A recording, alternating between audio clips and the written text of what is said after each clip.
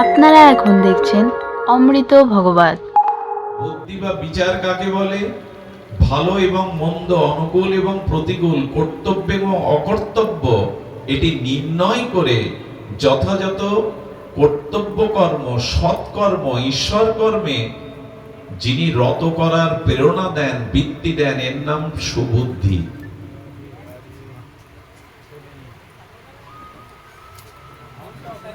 এর নাম সুবুদ্ধি। মোবাইল তো বাজবেই।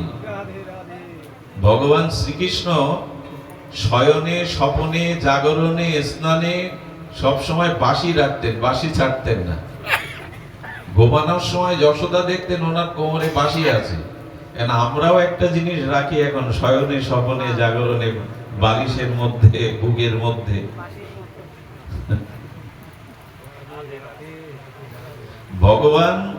ভগবানের কথা শুনতে এসে পরীক্ষিত মহারাজ দেবতাদের অমৃত ত্যাগ করেছিলেন, যে আমি কথামৃত শুনতে চাই, লীলামৃত শুনতে চাই, স্বর্গের অমৃত চাই না। এখন পরীক্ষিত মহারাজ স্বর্গের অমৃত ছেড়ে দিলেন, আমরা ও জিনিসটাও ছাড়তে পারি না এখানে এসে। আমাদের আর কি হবে? ভগবানের কথামৃতের জন্য স্বর্গের অমৃত ত্যাগ করে দিল পরীক্ষিত। বলে ও পেয়ে আয়ু বাড়বে, তাতে কৃষ্ণ ভক্তি হবে না, আমার উদ্ধার হবে না, ও পেয়ে কি করবো আমি? দেবতারাও তো অমৃত পান করেছে, তাতে কৃষ্ণ ভক্তি হয়েছে তাদের। আমি ওই অমৃত চাই না। হে গুরুদেব, হে পরমারাধ্য পরমাত্মা, আপনার মুখে মুখ নির্গলিত অনুভববেদ্য হরি কথামৃত পান করান, যাতে আমি কৃষ্ণ ভক্তি পাই। ওই অমৃত আমি চাই না। এখন পরীক্ষিত স্বর্গের অমৃত ছাড়লেন, আমি যদি এটাও এখানে না ছাড়তে পারি, আমার গতি আর কি? ভালো, তাই চালিয়ে যান। মাঝে মাঝে বলি, ওই জিনিসটা যেটা ব্যবহার করছেন না, আপনি মারা যাবেন, আপনার কাঁথা, কাপড়, বিছানা, বালিশ, খাট যেগুলো দূষিত হয়ে গেছে, এতদিন পড়েছিলেন, বলবে এগুলো বাবা মার প্রিয় ছিল, দিয়ে দাও। মোবাইল দেবে তো চিতায়? ওটার সাথে দেবে না, একটু দাম বেশি, ওটা অন্যজন ব্যবহারের জন্য রেখে দেবে, সাথে যাবে না তো। এখন কৃষ্ণ কথাটা শুনুন, এই ভজন ফলটা সাথে যাবে, অন্য প্রয়োজনটা নিয়ে এখানে আসতে নাই। কারণ খুব গভীর কোন সংবেদনশীল প্রয়োজনীয় বিষয় থাকলে ওটা মিটিয়ে এখানে আসতে হয়। সুধীজন, ক্রিয়ামান কর্মটা কিন্তু আপনার উপরে নির্ভর করছে। এই যে সুবুদ্ধি দ্বারা আপনি বর্তমান সময়টাকে কোন কাজে আপনি নিয়োগ করছেন, কোন প্রসাদে নিয়োগ করছেন, এটা আপনার স্বাধীনতা দিয়েছেন ভগবান। নালে আপনি তার হাতের শুধু পুতুল হয়ে থাকতেন, আপনার উদ্ধারের কোন ওই ভাগ্যই আপনাকে বারবার জন্ম কর্মফল ভোগ করাতো, উদ্ধার হতো না। দেখুন, বুদ্ধি যদি আপনি সুবুদ্ধি বিচারের দ্বারা বর্তমান কর্মটা সুমঙ্গলময়, ঈশ্বরে সমর্পিত না করতে পারেন, সৎকর্ম কোনো কালেই কিন্তু নিস্তার নেই। এই জন্য বর্তমান সময়টা কাজে লাগানো দরকার, যেটা এখন আপনারা লাগাচ্ছেন এই নিশে জেগে মাটিতে বসে সাধু সঙ্গে। এই বর্তমানটাকে বলে ক্রিয়ামান কর্ম। আরেকটি কি বলে? ক্রিয়ামান কর্মটা আগে একটু বুঝতে হবে। এই ক্রিয়ামান কর্ম যেটি এই মুহূর্তে করছেন, এটা বুদ্ধির দ্বারা করলে আপনার কল্যাণ হয়ে যাবে। কয়েকদিন ধরে এই লীলা দুটি না বলে পাচ্ছি না, লোভ সামলাতে পাচ্ছি না। বুদ্ধি যদি শুদ্ধ হয়, বুদ্ধি যদি বর্তমান ভগবত কেন্দ্রিক হয়, সৎ কেন্দ্রিক হয়, উৎস বিস্তারমুখী হয়, কল্যাণপ্রদ হয়, আপনার গতি মঙ্গল হয়ে যাবে।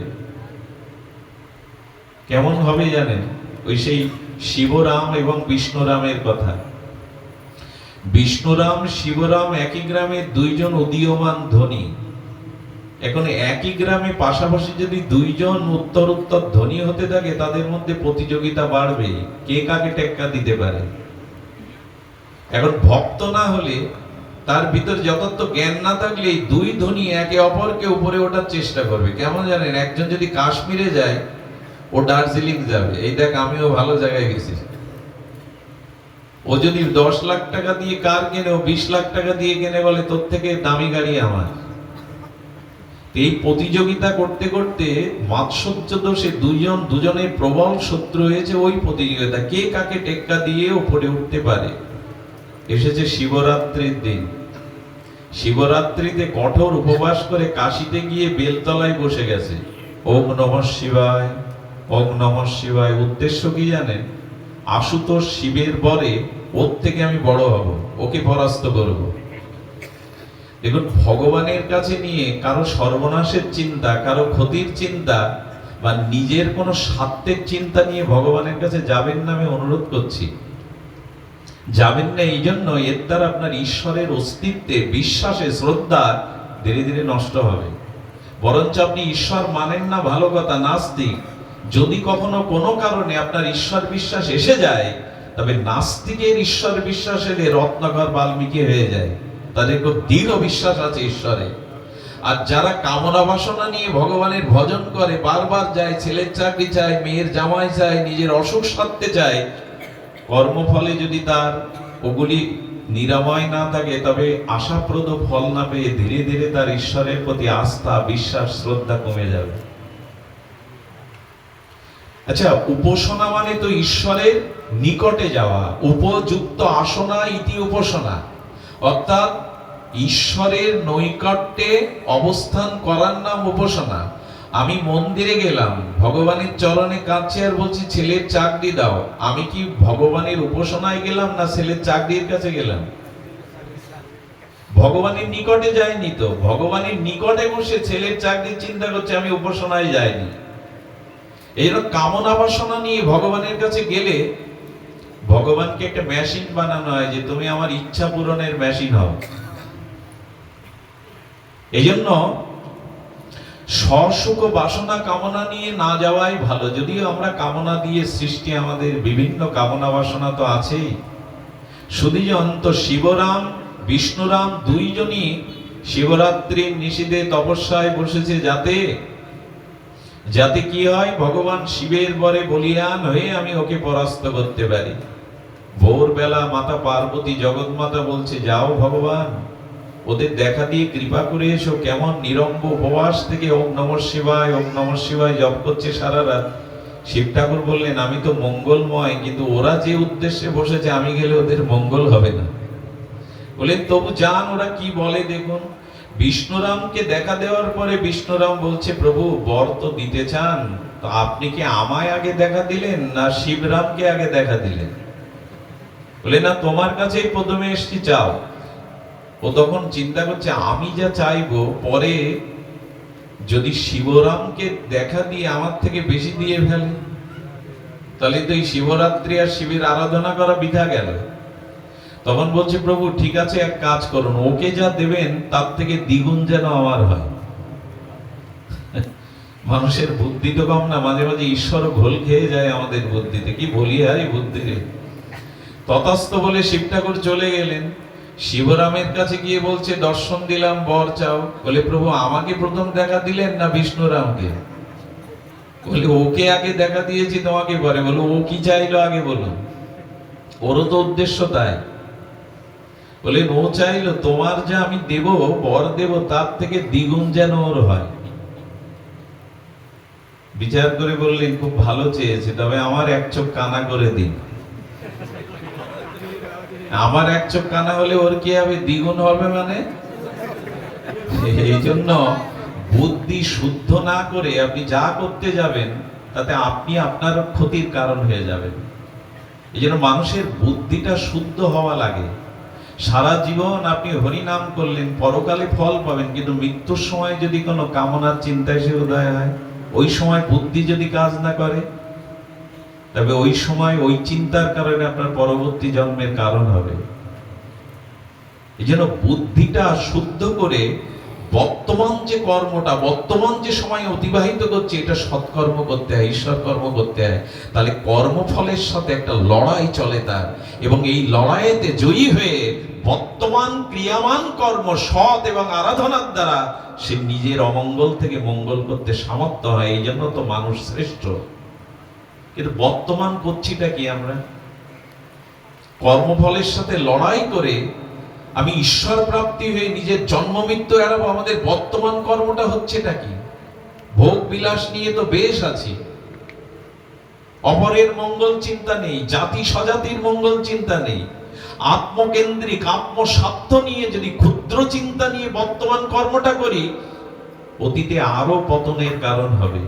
এই জন্য শাস্ত্র বলছে বর্তমান ক্রিয়ামান কর্মটা সৎ করো, আদর্শবান সৎ কর্ম ক্রিয়ার মধ্যে থাকো, তপস্যা, দান, সৎ চিন্তা, ভজনের মধ্যে থাকো, যেটা এখন আপনারা করছেন।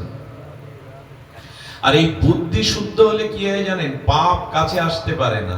এ দেখুন, এখন আপনারা ভাগবতে এসছেন, কোন সুদীর্ঘ সময় থেকে অপেক্ষা করছেন, 3 ঘন্টা আসতে লাগলো, পথ পরিক্রমা, পথটা ভালো না, তা আপনারা বহুক্ষণ ধরে অপেক্ষা করছেন, এবং এখানে নারী পুরুষ সকলে একসাথে বসেছে।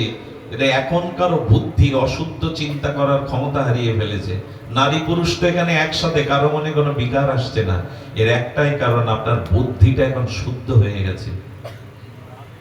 বুদ্ধি যার যেমন, বুদ্ধি যদি অশুদ্ধ হয় আপনি এড়াতে পারবেন না, আপনার কর্মফল, আপনার পতন আপনি এড়াতে পারবেন না। আর বুদ্ধি যদি শুদ্ধ হয়, বর্তমানে আগামী দিনের উজ্জ্বলতম ভবিষ্যৎ অপেক্ষা করছে আপনার জন্য।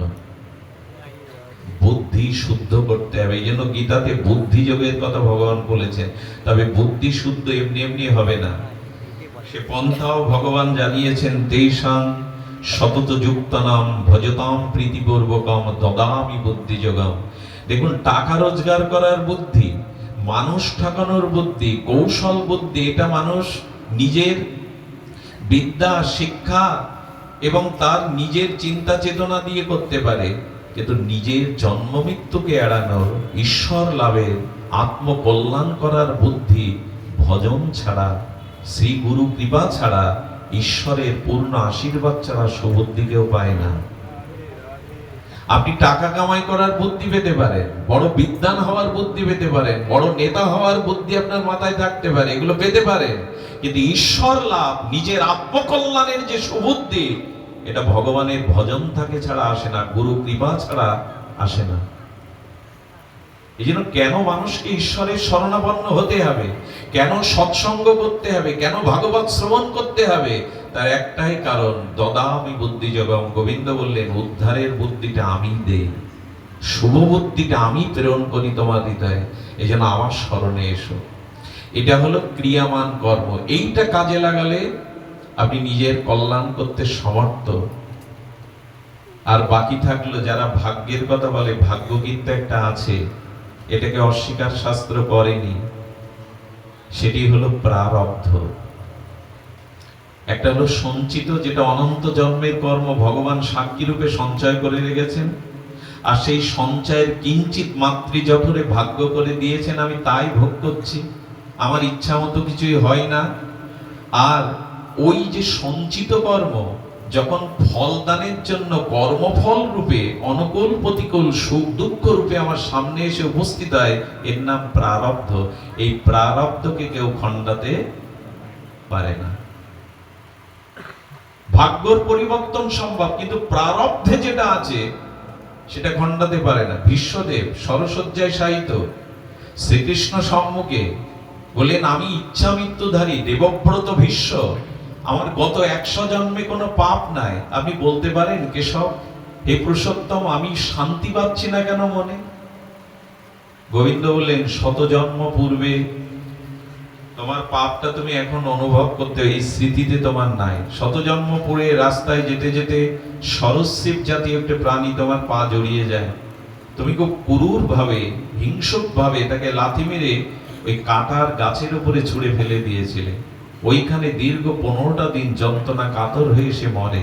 ওর মর্মবেদনা, ওর মনকষ্টটা আজ সরসজ্জায় তুমি উপলব্ধি করছো।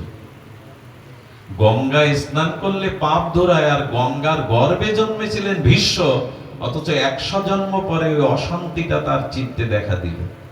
কর্মফল ছেড়ে দেবে? কর্মফল ছেড়ে দেবে না। এই জন্য শাস্ত্রে বলছে, প্রারব্ধ যেটা তোমার জীবনে আসবে, দুঃখ হয়ে, জরাব্যাধি হয়ে, কষ্ট হয়ে, কিন্তু বর্তমান ক্রিয়াকর্ম যদি যথার্থ করতে পারো, একটা লড়াই চলবে তার সাথে, হেরে তুমি যাবে না। এই জন্য মানুষের বর্তমান কর্মটা ভগবত কর্ম হওয়া লাগে।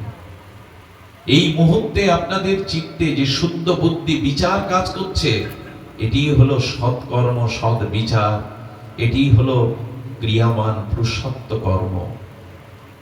সুধীবৃন্দ, এই জন্য যারা ভক্ত হয় তাদের জীবনে দেখবেন দুঃখ আছে, কষ্ট আছে, যন্ত্রণা আছে, কিন্তু বর্তমান ক্রিয়ামান কর্মের দ্বারা ভজন সাধন সাধুসঙ্গ করে তারা কি বলে জানেন? প্রভু, আমি এইটুকু বুঝেছি, আমার আঙুলে যদি একটা গ্যাংগ্রিন হয়, আচ্ছা আপনি কি করেন?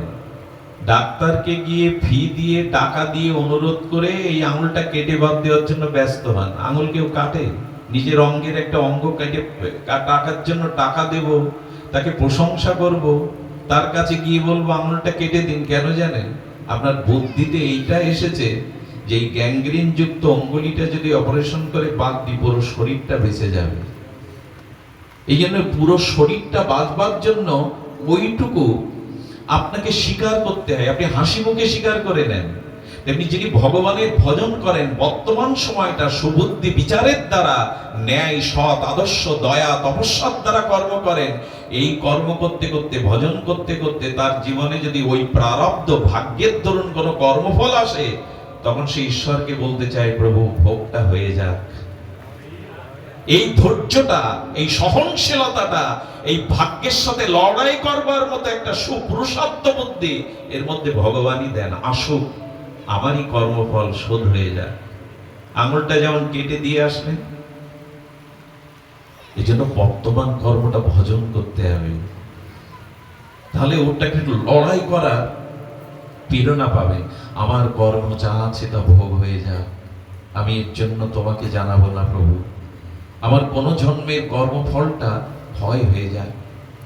এই সুবুদ্ধিটা, এই ধৈর্যটা, দেখুন মানুষের জীবনে ভজনের দ্বারা ধৈর্য আসে। আর ধৈর্যটা হলো আমাদের ভেতরকার শক্তি। এই জীবনে যার ধৈর্য শক্তি নাই, সে তার কোথাও শান্তির কোনো ঠিকানা এই জগতে সে পাবেই না। মানুষকে ভগবান বিচারের দ্বারা, ভজনের দ্বারা ধৈর্যশীল। প্রহ্লাদকে কম অত্যাচার করলো তার পিতা, হাসি মুখে মেনে নিচ্ছে। এই শক্তি কোথায় পায়? এইটুকু ভালো ভগবানের ভজনের দ্বারা এই বুদ্ধি আসে, আমাকে মেনে নিতে হবে। এর মধ্যেও সে মঙ্গল দেখছে। বলে কি মঙ্গল? বলে দেখো, আমাকে যখন ওরা মানে সমুদ্রে ফেলে দিচ্ছে, তখন আমার মনে হচ্ছে আমার ভগবান তো সমুদ্রের মধ্যেই, আর সমুদ্রের মধ্যেই ভগবান, মানে সমুদ্রের জলে ভগবানের অভিষেক হয়েছে, আমি ভগবানের অভিষেকের চরণামৃত পেতে যাচ্ছি। ভাবা যায়? অগ্নির মধ্যে যখন দিচ্ছে, ভাবছে অগ্নিতেই তো আমার ভগবান। অগ্নি ভগবানকে, ভগবানের মুখের দ্বারা অগ্নি ব্রাহ্মণের সৃষ্টি, যেটা ভগবানের মুখেই যাচ্ছে আমি, এই উপলব্ধি করছে। ভগবত কথা শ্রবণ করলে, সাধন ভজন করলে, আত্মজ্ঞান, শুদ্ধ বিচার, বিবেক ফিরে আসলে পরীক্ষিতকে বলছেন আপনার মৃত্যু হয়নি। বলে গুরুদেব, আপনি যে হরি কথা অমৃত আমাকে পান করিয়েছেন, এখন বিপ্র অভিশাপে যদি তক্ষক সাপ আমাকে দংশন করতে আসে, আমি আর মৃত্যুকে ডরাই না, কারণ সাপ আমার সামনে আসলে আমি সাপের মধ্যেও ভগবান তোমাকে দেখবো, সবার মধ্যে তুমি আছো। মৃত্যুকেও ভয় নেই, এটা ভজনের ফল। মানুষ এত মানসিক রোগগ্রস্ত কেন জানে? এখন মানুষ ভেঙে পড়েছে। বর্তমান বাংলাদেশে প্রায় 30% নরনারী মানসিক বিকারগ্রস্ত। সে নিজেই জানে না সে মানসিক রোগী। এর একটাই কারণ, সৎ চিন্তা, ভগবানের ধ্যান, সাধু সঙ্গ, সৎকর্ম, সৃজনশীল কর্মে আমরা রত নেই। আপনি যত ভগবত ভজন করবেন, যত ভগবানের সৎ কর্মাদি জগতে করবেন, দান, ধ্যান, তপস্যা, তত আপনার ভিতরে সহন ক্ষমতা, ধৈর্য ক্ষমতা দেবে। যে পরিস্থিতি আসুক তার নিয়ন্ত্রণের একটা ক্ষমতা ভগবানই আপনাকে দিয়ে দেবে। এই জন্য ভাগ্যের দোহাই দিয়ে যেন বর্তমান সময়টা অলসে না কাটায়। আমরা অনেকেই ভাগ্যবাদী হয়ে পড়ে রয়েছি, যা করার তিনি করেন, ভাগ্যে যা আছে তাই হবে। এটা ভক্তের কথা না, এটা ভজনশীল সাধকের কথা না।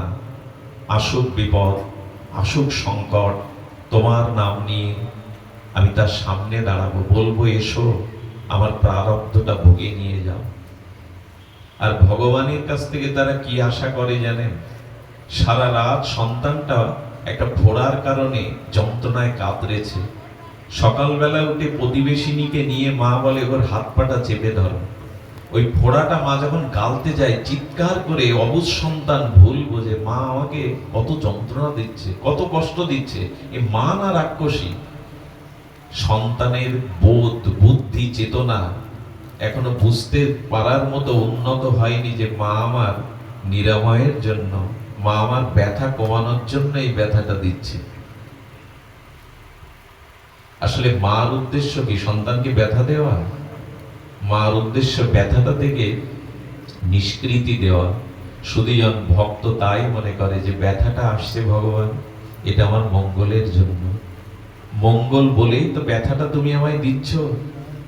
এই বোধটা, এই বুদ্ধিটা আগেই বলেছি ভজন ছাড়া আসবে না। এজন্য দয়া করে, সময় কিন্তু চলে যাচ্ছে, প্রতিটি ক্ষণ, প্রতিটি পল, প্রতিটি মুহূর্ত কিন্তু চলে যাচ্ছে, আর সুযোগ নাও পেতে পারেন।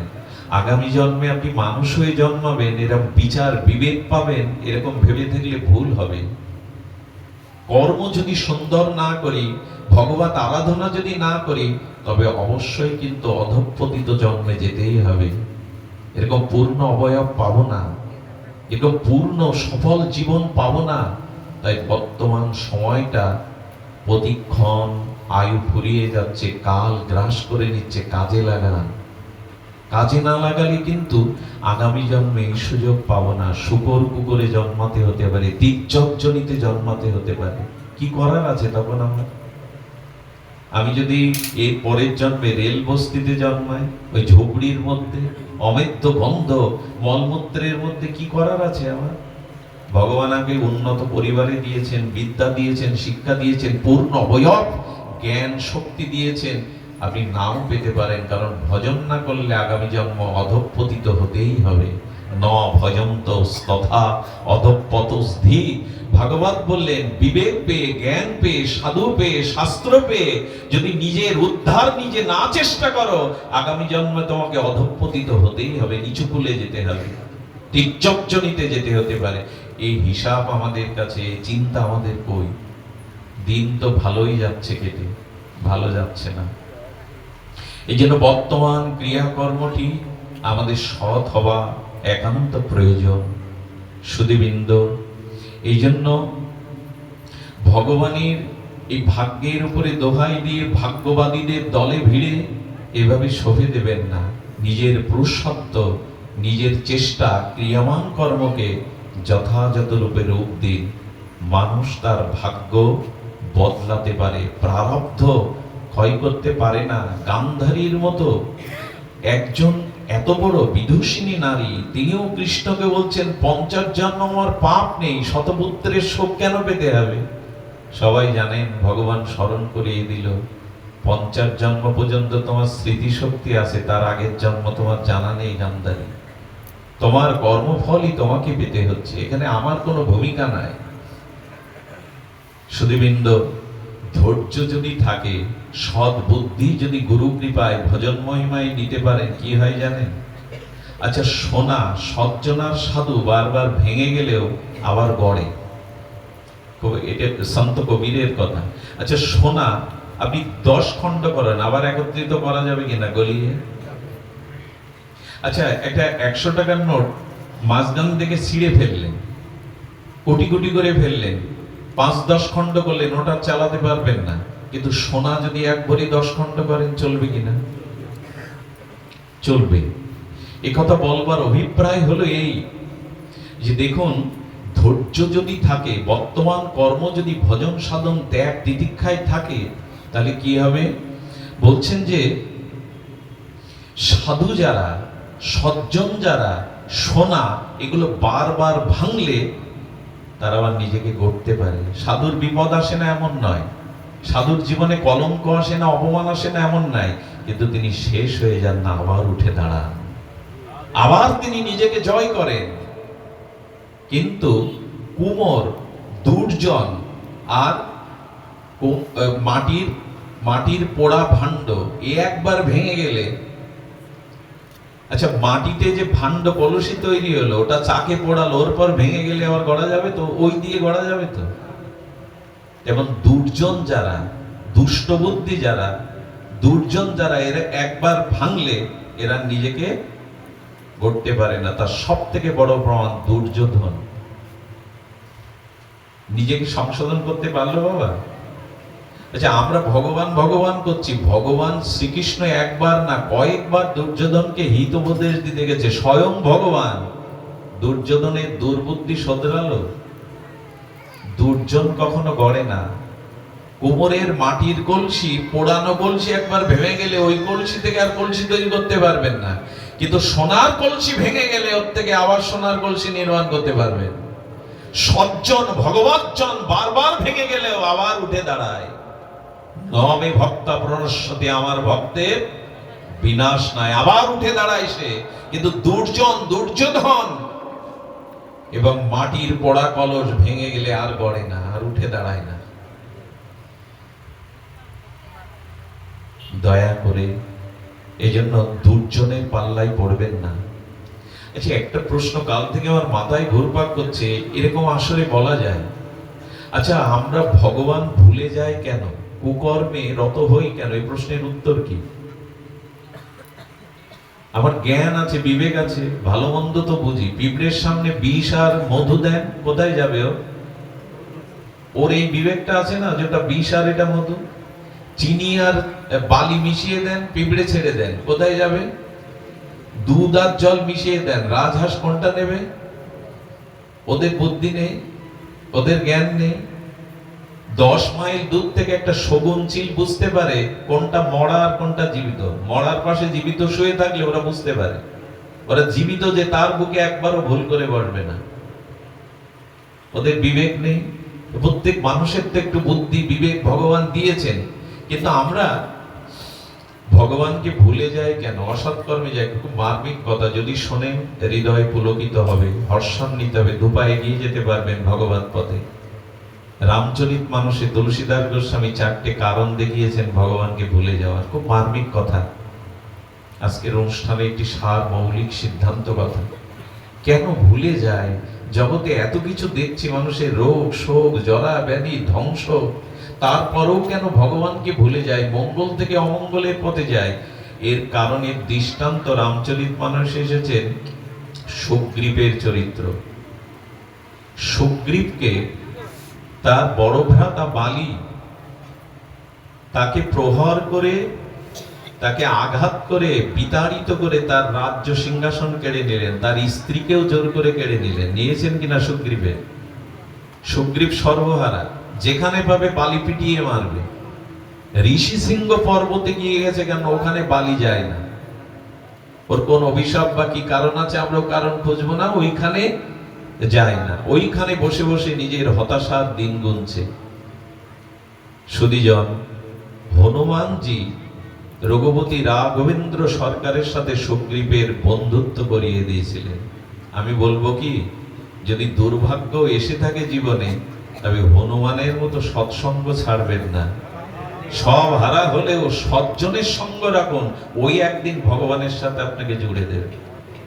সুগ্রীব সব হারা হয়েছিল, রাজ্য, স্ত্রী, পুত্র, সৌভাগ্য, কিন্তু হনুমানকে কাছ থেকে ছাড়েননি। এই ভক্ত হনুমানই প্রভুর সাথে, সুগ্রীবের মতো হতচ্ছাড়ার সাথে বন্ধুত্ব হয় ভগবানের। আচ্ছা, ভগবান সীতা উদ্ধারের মতো শক্তি সুগ্রীবের নাই, বালির আছে। কারণ বালির কাছে রাবণ বহুবার পরাস্ত হয়েছে। সেই বালিকে বধ করে তুমি সুগ্রীবকে বন্ধু করতে গেলে কেন? এর কারণ দেখুন। কারণ ভক্তের প্রতি ভগবানের বিশেষ দৃষ্টি থাকে। হনুমানের কারণে এত প্রিয় হয়েছিল সুগ্রীব। এই জন্য সব ছেড়ে চলে যাক, ভাগ্য সৌভাগ্য ছেড়ে চলে যাক, কিন্তু ভক্ত সঙ্গটা ছাড়বেন না। ওই একদিন আবার আপনাকে জুড়ে দেবে ভগবানের সাথে। এটাই সজ্জন বারবার ভেঙে যায়, সোনা বারবার ভেঙে যায়, আবার গড়ে। মাটির পোড়া কলস ভেঙে গেলে আর গড়ে না। দুর্জন কখনো গড়ে না, সজ্জন সাধুজনই গড়ে। সুধীজন, এই জন্য সুগ্রীবের সাথে বন্ধুত্ব করালেন। সুগ্রীবের বালিকে বধ করে সুগ্রীবের রাজ সিংহাসন দিলেন, রাজত্ব দিলেন, সম্পদ ফিরিয়ে দিলেন, তারা রূপে তার স্ত্রীকে ফিরিয়ে দিলেন। সর্বস্ব সিংহাসন দেওয়ার পরে আবেগে সুগ্রীব বলছে, প্রভু এত দয়ালু তুমি, এত কৃপা তোমার, সব প্রিয়ে দিলে, রাজ্য, স্ত্রী, সম্পদ, পদমর্যাদা, আর আমাকে বুকে টেনে নিয়ে বন্ধুর মর্যাদা দিলে। সীতা উদ্ধার না হওয়া পর্যন্ত আমি ভালো করে ঘুমাবো না, আমার প্রতিটি নিঃশ্বাস প্রশ্বাস সীতা উদ্ধারে কাজে লাগবে। কিন্তু যেই রাজ্যের রাজা হলেন, 4 মাস আর রামের খোঁজই নেয়নি। নাচ গান রানী রাজ্য পেয়ে পুরো রামের কথা 4 মাসই তার মনে নেই। রাম একদিন সকালে, বর্ষাকালে এসেছিল, বলল রাজ্যে যাও, বর্ষাকালটা চলে গেলে আমরা সবাই সীতার অন্বেষণ করব। আর এই বর্ষাকালে মজ মস্তি করতে গিয়ে, নাচ গান এই পান করতে গিয়ে, ভোগ বিলাসে সুগ্রীব বিমালও রামকে ভুলে গেল। চিন্তা করা যায়? বললেন আমাদের দশাও তাই। মনুষ্য জন্ম দিলেন, গীতা ভাগবত দিলেন, সনাতন ধর্মে জন্ম দিলেন, এত মঠ মন্দির দিলেন, এত সাধু সন্ত ভগবান অবতার রূপে এলেন, এই ধর্মে এত বিবেক প্রদান হয়ে, এত শাস্ত্র প্রদান হয়ে আমরাও সুগ্রীবের মতো ভগবানকে, এর কারণ কি? এর কারণ অনুসন্ধান করতে হবে। আমরা কেন ভুলে গেলাম? দেখুন, আমরাও কিন্তু সুগ্রীবের মতো মাতৃগর্ভে কথা দিয়ে এসেছিলাম, প্রভু জগতে গিয়ে তোমায় বলবো না। এই কথা কীর্তনীয়ারা খুব সুন্দর করে চোখের জলে বুঝিয়ে বুঝিয়ে বলে। আমার অত হয়তো ভাব ভক্তি নাই, তবু যেটা বলছি একটু সহজ করে, আমরাও কথা দিয়ে এসেছিলাম, এই হাত তোমার কাজে লাগাবো, এই মাথা সবার মধ্যে তুমি আছো, এই জন্য তোমাকে দেখে নত করব। এই হাত সৎকর্ম, ভগবত কর্ম তোমার উপাসনায় লাগাও। এই চোখ দিয়ে কুদৃশ্য নয়, সুদৃশ্যই দেখবো, ভক্তকে দেখবো, ভগবানের বিগ্রহকে দেখবো, সজ্জনকে দেখবো। এই পা দিয়ে যেখানে হরিকথা, যেখানে ভগবত ধাম, তোমার লীলাক্ষেত্র, সেখানে হেঁটে যাব। এই বক্ষ দিয়ে তোমার অনুভববেদ্য শুদ্ধ অনুরাগী ভক্তের ছোঁয়া নেব। সুধীজন, এই কান দিয়ে তোমার গুণগাথা ছাড়া আন কথা, পরনিন্দা পরচর্চা শুনবো না। এই নাসিকা দিয়ে মন্দিরের পুত পবিত্র ধূপের গন্ধ, আরতির গন্ধ, পুষ্প চন্দন চর্চিত গন্ধ নেব। সব কথা দেওয়া ছিল, এই জন্য ইন্দ্রগুলো ভগবান দিয়েছিলেন। আচ্ছা, মানুষের ছাড়া অন্য প্রাণীর হাত দেননি ভগবান, কারণ কি? সবাই পা দিয়ে হাতের কাজ করে, কারণ মানুষকে ভগবান এত উন্নত করে পাঠিয়েছেন, হাতটা কেবল মানুষকেই দিয়েছেন, কারণ এই হাত শ্রেষ্ঠ কর্মের জন্য, ভগবত কর্মের জন্য, মানুষের কল্যাণের জন্য। পশুদের এই হাত দেননি, তারা পা দিয়েই হাতের কাজ করে। জিহ্বাটা সবার আছে, কৃষ্ণ বলতে পারে না। কুকুর শুকর গুলো চিৎকার করেও কৃষ্ণ বলতে পারে না। আমি পাপী হলেও কৃষ্ণ বলতে পারি, রাম বলতে পারি।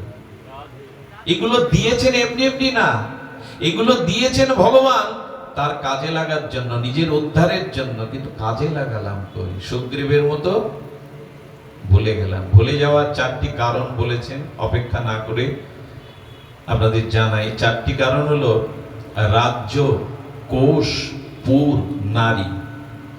শব্দগুলো মৈথিলি ভাষায়, আমি ব্যাখ্যা করে জানাচ্ছি। রাজ্য, কোষ, পুর, নারী, এই 4টের কারণে সুগ্রীবের মতো আমরাও ভগবানকে ভুলে যাই। প্রথমে বলি রাজ্য। রাজ্য পেলে ভগবানকে ভুলে যায়, এটা ঠিক না। প্রহ্লাদ মহারাজ তো রাজা হয়েছিলেন, ধ্রুবও তো রাজা হয়েছিলেন, হয়েছিলেন না? রাম তো নিজেই রাজা হয়েছিলেন, ভগবান। এমনকি অম্বরীশ মহারাজও মহারাজ হয়েছিলেন, কই থেকে তো বলেনি। আসলে এখানে রাজ্য বলতে পদ, খুব ধ্যান দিয়ে শুনতে হবে। রাজ্য বলতে বড় পদমর্যাদা। একটু সতর্ক থাকবেন, মানুষ যখন বড় কোনো পদমর্যাদা পেয়ে যায়, সেই পদমর্যাদা পাওয়ার সাথে সাথে তার ভিতরে এমন একটা ব্যস্ততা, এমন একটা অভিমান কাজ করে, তখন আর হরি ভজন, ভক্ত সঙ্গ, ভগবত কর্মের কথা তার কিছু মনে করবেন না। এখানে যদি একজন মন্ত্রীকে আনেন, তো মন্ত্রীর মালা পরাবেন, একটু সংকর্ধনী সংবর্ধনা দিবেন, 2-4 মিনিট কিছু বলার জন্য উনি বলবেন, দেখুন আমার অনেক কাজ, আমি আপনাদের সময় দিতে পারছি না, দুঃখিত, কিছু মনে করবেন না। আসলে কিন্তু খুব বেশি কাজ নেই এখন তার। কিন্তু উনি কি আপনাদের মতো মাটিতে বসে, এখানে বসে হরিকথা শুনবেন? বড় পদ পাওয়ার পরে মানুষের ভিতরে অভিমান কাজ করে। এই পদ পেলে যদি বিবেক না থাকে, সাধু সঙ্গ না থাকে, ভগবানের বিশেষ কৃপা না থাকে, তবে বড় কোনো পদে গেলেই ধীরে ধীরে ঈশ্বরের উপাসনা, ঈশ্বরের ভাবনা সময় কমতে থাকে জীবনে। এখানে রাজ্য বলতে পদ বলা হয়েছে, কিন্তু এই কথাগুলি কাদের জন্য? এই যে বললাম, যাদের সৎসঙ্গ, সদ্গুরুদেবের কৃপা হয়নি, তারা যদি পদ পায়, এই পদমর্যাদায় ধীরে ধীরে ভুলতে থাকে, তখন নিজের ভিতরে অভিমান, বড়ত্ব চলে আসে। এটা চারিদিকে চোখ খোলা রাখলে দেখতে পাবেন, তবে সবার জন্য না। সুধীজন, এখানে জজ আছেন, এখানে প্রফেসরগণ আছেন আমার সামনে, তার বর্তমানে জজ, বর্তমানে অনেক প্রফেসরে, আমি তাদের পরিচয় তুলে ধরবো না। এখানে একজন জজ আছেন, তিনি বসে বসে মাটিতে পাঠ শুনছেন। কেউ কেউ আছে পদ পেলে মনে করে আরো দৈন্য আসে তার জীবনে, আরো বিনয় আসে এই জন্য যে আমাকে উদ্ধার হতে হবে। বিশেষ সদ্গুরুর কৃপা, সৎসঙ্গ পেলে, পদ পেলেও মানুষ ভুলে যায় না। এই যে এই পদটাতে আমি বসিনি, ভগবান শ্রী গুরুদেবে বসি। এখন যদি মনে করে আমি খুব বড় বক্তা হয়ে গেল, ভগবানের পূজার ছলে ভগবানকেই ভুলে থাকলাম। রবীন্দ্রনাথ এই মরমী কবি বলেছিলেন, তোমার পূজার ছলে তোমায় ভুলে থাকি। বড় পদ পেলে তখন পূজার নাম করে তোমাকে ভুলে যাওয়ার চেষ্টা করি। সুধীজন, দ্বিতীয় হলো কোষ। কোষ মানে এই শব্দে বলা হয়েছে বহুবিধ ধন সম্পত্তি কারো জীবনে যদি এসে যায়, বহুবিধ টাকা পয়সা, ভূ সম্পত্তি, প্রথমেই সে ভগবান ভুলতে থাকে। এই জন্য কারো জীবনে যদি পূর্ব কর্ম অনুসারে প্রচেষ্টার দ্বারা অর্থ সম্পদ পেয়ে থাকেন, ওটা মানব কল্যাণে, সৎকর্মে, ঈশ্বর কাজে, ভক্ত সেবায় কিছু ব্যয় করুন, নালে ওই অর্থের অভিশাপ হয়ে দেখা দেবে আপনার জীবনে। এই জন্য অর্থ যেই আপনার জীবনে অতিরিক্ত মাত্রায় আসবে, দেখুন রামকৃষ্ণ দেবের কাছে একটা সহজ সরল যুবক যেত দক্ষিণেশ্বরে, ঠাকুরকে গিয়ে গড় হয়ে প্রণাম করত, কি দৈন্য ভরে ঠাকুরের একটু স্তুতি করত, প্রণাম করত, ঠাকুরের মুখে দুটো কথা শুনতেন। ছেলেটা মাঝখানে আসে না। ঠাকুর একদিন গঙ্গার ঘাট থেকে উপরে উঠছে মথুরের সাথে, ওই ছেলেটা দেখে ঠাকুর গঙ্গার উপরের ঘাটে। ঠাকুরকে দেখে কোমরে হাত দিয়ে বলছেন, মাথা উঠছে, কি গো ঠাকুর, আছো কেমন? ঠাকুর মথুরকে বললেন, দেখ ওর হঠাৎ টাকা পয়সার মালিক হয়ে গেছে, এবং খোঁজ নিয়ে জানা গেল সত্যি হঠাৎ ধনী হয়ে গেছে। এই জন্য যে ধনী হয়, সে যদি দীন ও দাতা না হয়, সে যদি পরোপকার, আত্মকল্যাণে অর্থ নিয়োগ না করে, ওই ধন তাকে ভগবান শুধু ভোলাবে না, ওই ধন তার সর্বনাশের কারণ হয়ে দাঁড়াবে। পৃথিবীর বড় বড় ধনীদের দিকে তাকিয়ে দেখুন পরিণতি কি। এই জন্য ধন ভগবান দিয়েছেন, আপনার কর্মের দ্বারা পেয়েছেন, একে সৎ কাজে ব্যয় করুন। কোষ যখন আসে ভগবান ভুলে যায়। তৃতীয় হলো পুর। পুর মানে আমাদের এই যে সংসারে স্ত্রী, পুত্র, কুটুম্ব, আত্মীয় স্বজনের প্রতি অতিরিক্ত মোহ যখন জন্মায়, তখনই সে ভগবান ভুলতে থাকে।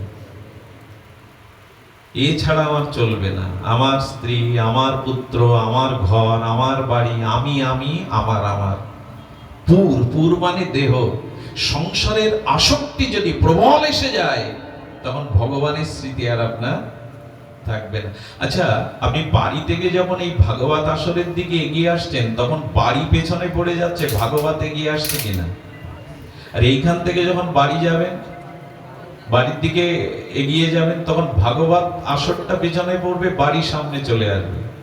ঠিক তেমনি যদি স্ত্রী, পুত্র, সংসারের আত্মীয় স্বজনের প্রতি প্রবল মোহ বা আসক্তি এসে যায়, তখন ভগবানই আপনার জীবনে বাদ পড়ে। এরাই সব, এদের ছেড়ে কোথায় যাব? এই জন্য সংসারে থাকুন, কিন্তু এদের প্রতি অতিরিক্ত, এরা না হলে চলবে না, এদের মুখ না দেখলে আমার চলবে না, এই মোহে যদি পড়ে যান, তাহলে এই সংসার চক্র থেকে আর নিষ্কৃতি নাই। খবরদার, সংসার করছো করো। গীতায় ভগবান এই জন্য বললেন, পদ্ম ফুলের দিকে তাকাও। পদ্মটা জলেই জন্মায়, জলেই ভাসে, কিন্তু জল টেনে নেয় না, ওর অত আসক্তি নেই। অন্য পাতা, অন্য কাপড় জলে দিলে জল তাকে গ্রাস করে পচিয়ে গলিয়ে বিনষ্ট করে দেয়। পদ্ম জলেই জন্মায়, জলেই থাকে, কিন্তু জল নিজের মধ্যে টানে না, এই জন্য তার পচন নাই। সংসারে থাকো, কিন্তু অতিরিক্ত মোহ, অতিরিক্ত আসক্তি এদের প্রতি রেখো না। সুধীজন, এই জন্য বললেন পুর। এই অতিরিক্ত আসক্তি আমাদের বন্ধনের কারণ। আমি একটি দৃষ্টান্ত প্রয়াস দেই। অতিরিক্ত আসক্তির পরিণতি ভাগবতে একটা দৃষ্টান্ত এসেছে, উর্ণাভ। কি বললাম? উর্ণাভ মানে মাকড়সা। আপনি আজই চারপাশে আপনার ঘরে গিয়ে দেখবেন মাকড়সার তিনটি ক্ষমতা ভগবান দিয়েছেন। একটা হলো ওদের গালে লালা আছে, ওই লালা দিয়ে ওরা জাল বুনতে পারে, ওই জালেই আবার স্থিতি বা বাস করতে পারে, আবার লালাটা ওই জালটা ভেতরে টেনে নিতে পারে। ঈশ্বর যেমন সৃষ্টি করে, পালন করে, আবার ধ্বংস করে, ওদের ভিতরে এই তিনটে ক্ষমতা ঈশ্বর দিয়েছেন। ও কি করে জানেন? লালা দিয়ে শিল্পের মতো একটা জাল তৈরি করে। ওরকম আপনি আমিও পারবো না, কোনো শিল্পী পারবে না। ওই জাল করে কেন যেন? সুখে থাকবো বলে, রাজত্ব তৈরি করে, এখানেই সুখে থাকবো। এবং ওর মধ্যে থাকতে থাকতে বাচ্চা কাচ্চা নিয়ে রাজত্ব করে। দুদিন পরে ওর নিজের মোহজালে আটকে ওই ওখানে মরে পড়ে থাকে। গিয়ে দেখবেন। আচ্ছা, মজার কাণ্ড কি জানেন? ও যাদের জন্য জাল বুনেছিল সুখে থাকবে বলে, ওর মরার পরে ওর শরীরের অংশগুলো ওই যাদের সৃষ্টি করেছে বাচ্চা কাচ্চা, ওরাই কুরে করে খায়। কোনো শুকনো উড়নাভর গায়ে হাত দিয়ে দেখবেন ওর ভেতরের কোনো পদার্থ আর নেই, ওরা কুরে খায়। যাদের প্রতি অতিরিক্ত মমতা আসক্তি জাগিয়েছে সংসারে, ওরাই ধীরে কুরে কুরে খাবে, ভগবানকে ভুলিয়ে দেবে। এই জন্য অতিরিক্ত আসক্তি ভালো না। স্ত্রী পেয়েছো, পুত্র পেয়েছো, দায়িত্ব কর্তব্য পালন করো। অত বাড়ি না ভিড়লে চলবে না, তার মুখ না দেখলে চলবে না। এক বন্ধু আমাকে বলছে, জানিস আমার স্ত্রী এত সুন্দরী, এত গুণবতী, কারণ তুই কি করিস? বলে, মাঝে মাঝে অফিসে যাওয়ার আগে চাবিটা ইচ্ছা করে রেখে যায়, আরবার এসে দেখবো বলে। বাহ, এই তো জাল। সারাদিনের 500 বার তোমার সাথে কথা না বললে আমার মন সন্তুষ্ট হবে না। এই যে মোহ, এই যে পুরস্ত মোহ আপনাকে মাকড়সার জালের মতো পুরে করে শেষ করে দেবে। এই জন্য মাঝে মাঝে ঘর থেকে বেরোতে হয়, মাঝে মাঝে ওদের মুখ না দেখে একটু ভক্ত মুখ দেখতে হয়, একটু বেরোতে হয় ঘর থেকে। ওই চার দেয়ালের মধ্যে মোহগ্রস্ত হয়ে পড়ে থাকলে ওখানেই পড়ে থাকতে হবে মাকড়সার মতো। এই জন্য একটু সাধু সঙ্গে যাও, একটু মোহ ত্যাগ করো। চতুর্থটা হলো নারী। কটা বললাম? রাজ্য, কোষ, পুর আর নারী। নারী মানে কি? মায়েরা, মেয়েরা, এরা ঈশ্বর ভুলিয়ে দেয় না। নারী শব্দ তা বোঝায়নি। নারী মানে মেয়ে ছেলে, নারী মানে মায়েরা বোনেরা না। এখানে নারী শব্দের অর্থ করেছেন গোস্বামীপাদ কাম। এখানে নারী শব্দের অর্থ হলো ওটা পুরুষ বা নারী, সকলের মধ্যে কাম ভগবানকে ভুলিয়ে দেয়। আচ্ছা, এই রাতের আকাশে এখন সূর্য দেখতে পাবেন আপনি? রাতে সূর্য দেখা, রাত আর দিন একসাথে হবে কখনো? হয়েছে? তো যেখানে রাম সেখানে কাম নেই, আর যেখানে কাম সেখানে রাম নেই। অতিরিক্ত দেহভোগের বাসনা যার আছে, কাম, সে ভগবানকে ভুলে যাবে। এই চারটি হলো, একটু বিবেচনা করে একটু সুবুদ্ধি দিয়ে বিচার করবেন, এই চারটি ভগবানকে ভুলে যাওয়ার কারণ। দয়া করে এই চারটি থেকে একটু সতর্ক, সাবধান থাকতে হবে। সুধীবৃন্দ, অনেক দেরি করে আসায় আমিও আপনাদের আর অত্যাচার করব না। এখন এই ভাগ্যের দোহাই দিয়ে অলস হয়ে বসে না থেকে ভগবত ভজন করুন, সাধু সঙ্গ করুন, সদ্গুরুদেবের চরণাশ্রয় করুন। এর মধ্যে দিয়ে ক্রিয়ান কর্ম, উপাসনায় রত হলে, ভজনে রত হলে, সজ্জন হলে, সাধু সন্তের বিশেষ কৃপা লাভ করলে আপনি সবকিছুই উদ্ধারের কারণ হয়ে দাঁড়াবেন। উদ্ধারিত আত্মা অবসাদয়ে। নিজের আত্মাকে আপনি শত্রু করবেন না, মিত্রই হয়ে যাবে আপনার কাছে। আপনি আপনার বন্ধু, আপনি আপনার শত্রু। সুধীবৃন্দ, এই জন্য যেটা প্রয়োজন, সেটি প্রয়োজন হলো ভগবানের চরণে আত্মসমর্পণ। এই কথাটি বলেই পাঠ রাখছি, খুব মার্মিক কথা। এই ভগবান চরণে সুবুদ্ধি দ্বারা, বিবেকের বিচারের দ্বারা সমর্পণ করে দিন। আমি অনেকবার বলেছি এই সমর্পণের কথা। এই সমর্পণের 6টি অঙ্গ। আমাদের ভক্তি রসমৃত সিন্ধুতে গোস্বামীপাদ 6টি লক্ষণ করেছেন। এই শরণাগতির 2টি লীলা কথা, একটি তত্ত্ব কথা বলেই বিশ্রাম। শরণাগতি কাকে বলে?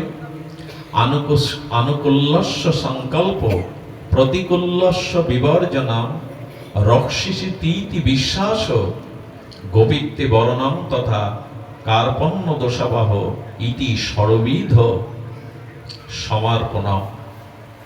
6টি লক্ষণ যদি আপনার মধ্যে থাকে তবে জানবেন আপনি ভগবানের চরণে। মুখে অনেকেই বলে কি জানেন, কৃষ্ণ সমর্পণমস্তু, আমি সবকিছু কৃষ্ণতে।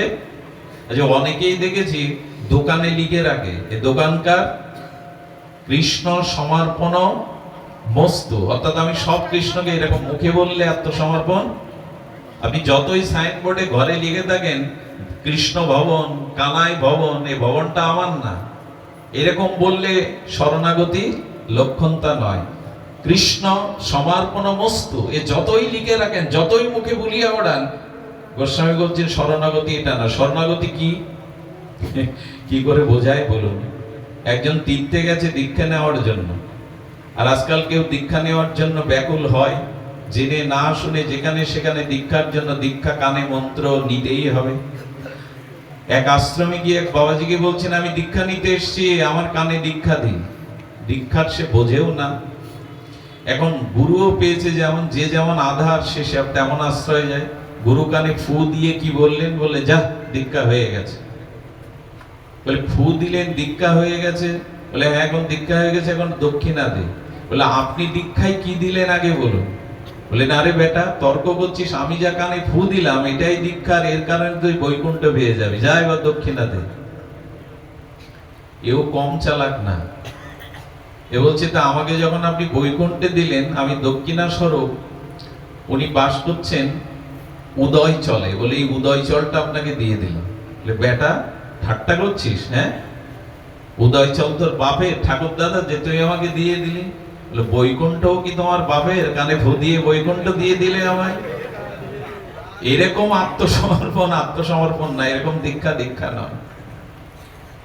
কানে ফু দিলাম, সব হয়ে গেল, আমি গুরুচরণে সমর্পণ করে দিলাম, এরকম ভাববার কারণ নেই। শরণাগতির 6টা লক্ষণ। মেঘ ছাড়া বৃষ্টি হয়, লক্ষণ থাকতে হবে যে তুমি ভগবানকে নিজেকে সঁপে দিয়েছো। শুধু মুখে বললেই হবে আমি তোমার? 6টি লক্ষণে নির্ণয় হবে আপনি ভগবানের চরণে শোভেছেন কিনা। তার প্রথম লক্ষণ হলো আনুকূল্যস্য সংকল্প, অর্থাৎ ভগবানের অনুকূল বিষয়গুলিকে সংকল্প রূপে, দৃঢ় রূপে মেনে নিতে হবে যে ভগবান আমার জন্য যা মঙ্গল আমাকে তাই করেছেন। দেখুন, সমর্পণের 2টো দিক আছে, এক বিড়ালি আর এক বানরি। বানরি যখন বাচ্চা পাড়ে, বানর হনুমান, ওরা যখন বাচ্চা পাড়ে তখন বাচ্চাগুলো কি করে জানেন? বানরি তার বানর বাচ্চাটাকে ধরে না, বাচ্চাটাই মায়ের কোল আগড়ে ধরে। দেখবেন হনুমান বানরের বাচ্চাগুলো মা ধরে না, বাচ্চাগুলোই মায়ের বুক জড়িয়ে ধরে। আর বানরের যা স্বভাব, লাফালাফি করতে থাকে শাখা হতে শাখান্তরে, তো ওই শাখায় লাফাতে গিয়ে বানরির বাচ্চাগুলো মাঝে মাঝে পড়ে যায়, গেলেই টাস করে চড় মারে। মারে কেন জানেন? ভালো করে ধরিসনি বলেই পড়ে গেছিস। এটা একরকম সমর্পণ। আর বিড়ালি যখন ছোট বাচ্চা পারে না, বিড়ালিগুলো, ওরা দেখবেন ওদের বাচ্চাটাকে ঘাড় মটকে ধরে, ধরে ওদের সুখের জন্য 10 বার ঘরে স্থান পরিবর্তন করে। আচ্ছা, বিড়ালি যখন বিড়ালির বাচ্চাকে ধরে, ওর থেকে পড়ে যায় তো? পড়ে যাওয়ার সম্ভাবনা নাই। এবং এমন করে ধরে, ওই একইভাবে ইঁদুর ধরলে তার প্রাণ চলে যায়, ওইভাবে বাচ্চাকে ধরে, কিন্তু দাঁতের দাগও ওই স্পর্শ পায় না। ঠিক আত্মসমর্পণটা কেমন? ভগবান, আমি তোমায় বহুবার ধরতে গেছি, বারবার ওই বানরের বাচ্চার মতো পড়ে গেছি, কিন্তু এবার তুমি আমায় ধরো, বিড়ালির মতো তুমি আমায় ধরো, তাহলে আর আমি পড়বো না। আমি এসেছি তোমার চরণে, তুমি আমায় ধরো। আত্মসমর্পণটা কি? তুমি যে ওই যে বিড়ালির বাচ্চাটাকে ছায়ের গাদায়, কখনো পালঙ্কে, কখনো আলমারির উপরে রাখে, যেখানে রাখে বিড়ালির বাচ্চা মনে করে আমার সুখ হবে বলে আমাকে ভালো জায়গায় মা রেখেছেন। ঠিক জীবনে যে পরিস্থিতি আসে, হে ভগবান, এটা তোমার দান, তোমার করুণা, এই ভগবানের সংকল্পকে দৃঢ় রূপে মেনে নেওয়ার নামই হলো আত্মসমর্পণ। তুমি যা ভালো বুঝেছো আমার জন্য তাই করেছো। যদি বলে অপমান এলো, কলঙ্ক এলো, এটাও ভালো। হলো উপদেশে তুমি সংশোধন হচ্ছিলে না, তোমার কোনো কুঅভ্যাস কুদোষ শাস্ত্রের বাণীতে যাচ্ছিল না। ওই কলঙ্ক অপমানের দ্বারা যত দ্রুত মানুষ সংশোধন হয়, শাস্ত্র উপদেশে তত তাড়াতাড়ি সংশোধন হয় না। এই জন্য ওটা দরকার তোমাদের জীবনে, এই জন্য ভগবান দিয়েছে। এভাবে ভাবতে পারি তো, প্রভু আমার যা মঙ্গল তা তুমিই বোঝো। এইভাবে ভগবানের সংকল্পকে হাসি মুখে মেনে নেওয়ার প্রথম লক্ষণ হলো আনুকূল্যস্য সংকল্প প্রাতিকূল্য বিবর্জনঃ। অর্থাৎ ভগবানের যাতে সুখ হবে না, ভগবানের যাতে আনন্দ হবে না, ভগবান যা পছন্দ করেন না, এ জীবন থেকে তাকে বিবর্জন করা, বিশেষ রূপে ত্যাগ করা। ওষুধও খাবো, কুপত্তও খাবো, হাপের রোগী বিড়িও খাবো, ওষুধও খাবো, হয়। ভগবানের যা যা পছন্দ না, ভগবান যা যা নিষেধাত্মক দিয়েছেন, সাধু শাস্ত্র মুখে আমি তাই করব। বিকালবেলা তাস পিটাবো, বিকালবেলা ধূমপান করব, সন্ধ্যায় গিয়ে হরিনাম করব ঝাঁঝ বাজিয়ে, কি হবে তাতে? সব একসাথে চালাচ্ছ, ঔষধও খাচ্ছ, কুপত্তও খাচ্ছ।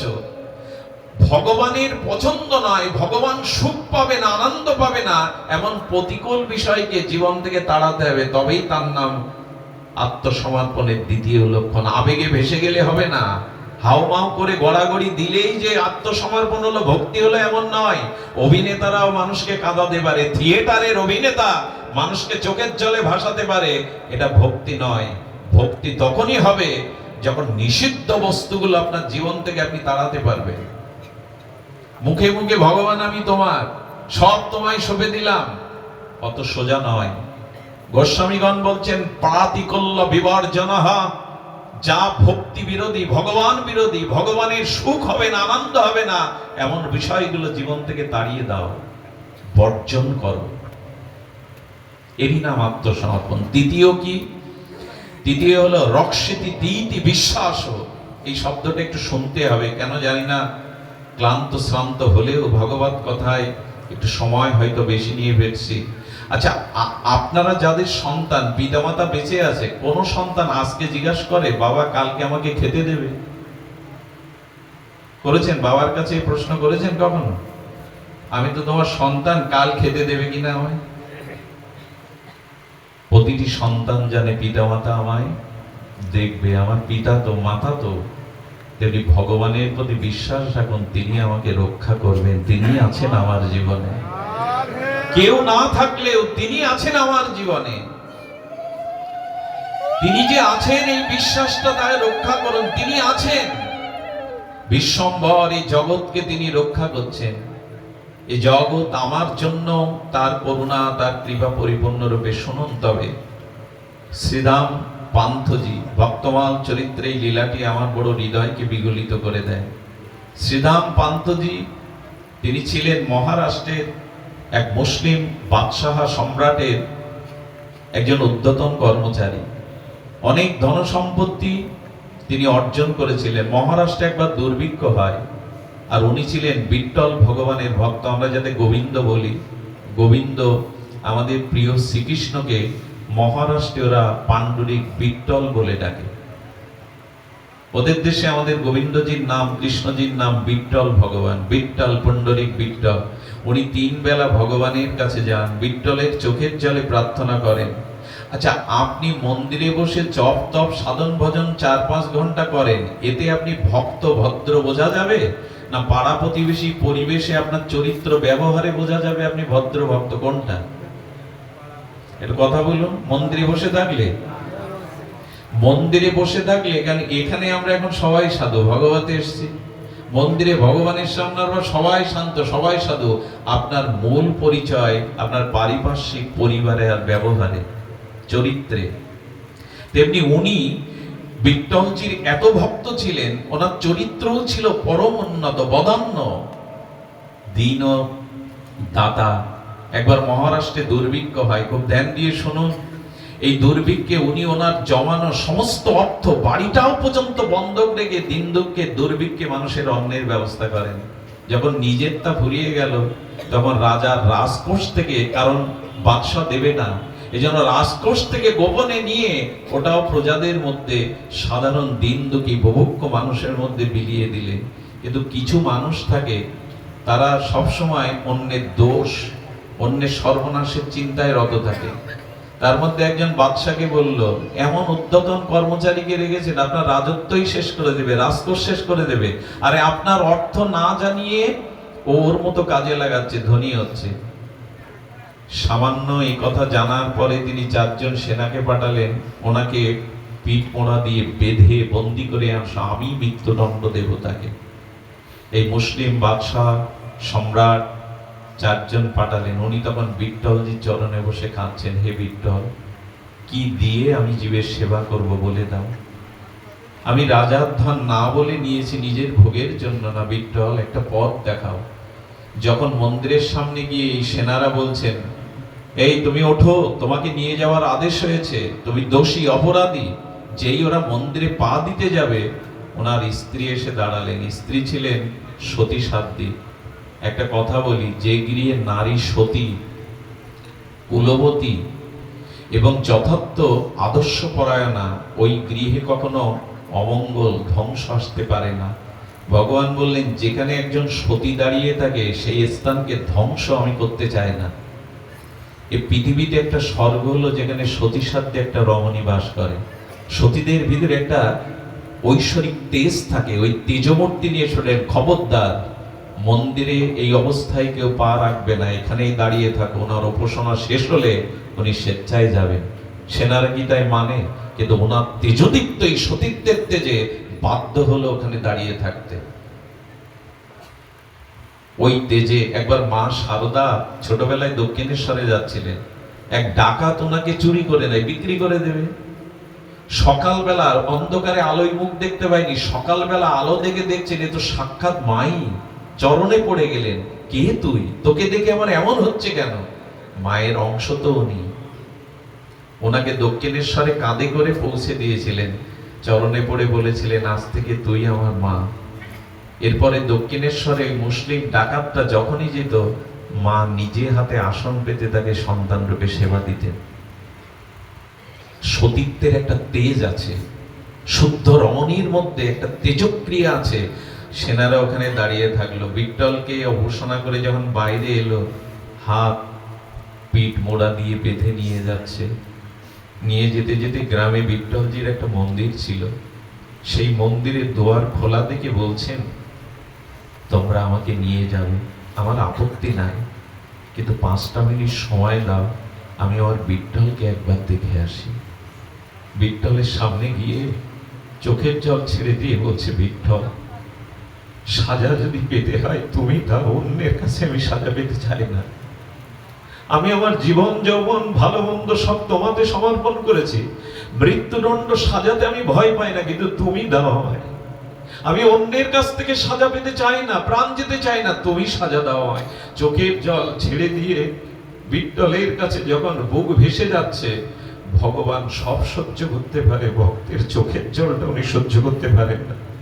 এত ধীর ভগবান, কিন্তু শুদ্ধ ভক্তের চোখের জল ভগবানের আসনটাকে কাঁপিয়ে দেয়, বুকে উত্তাল তরঙ্গ তুলে দেয়।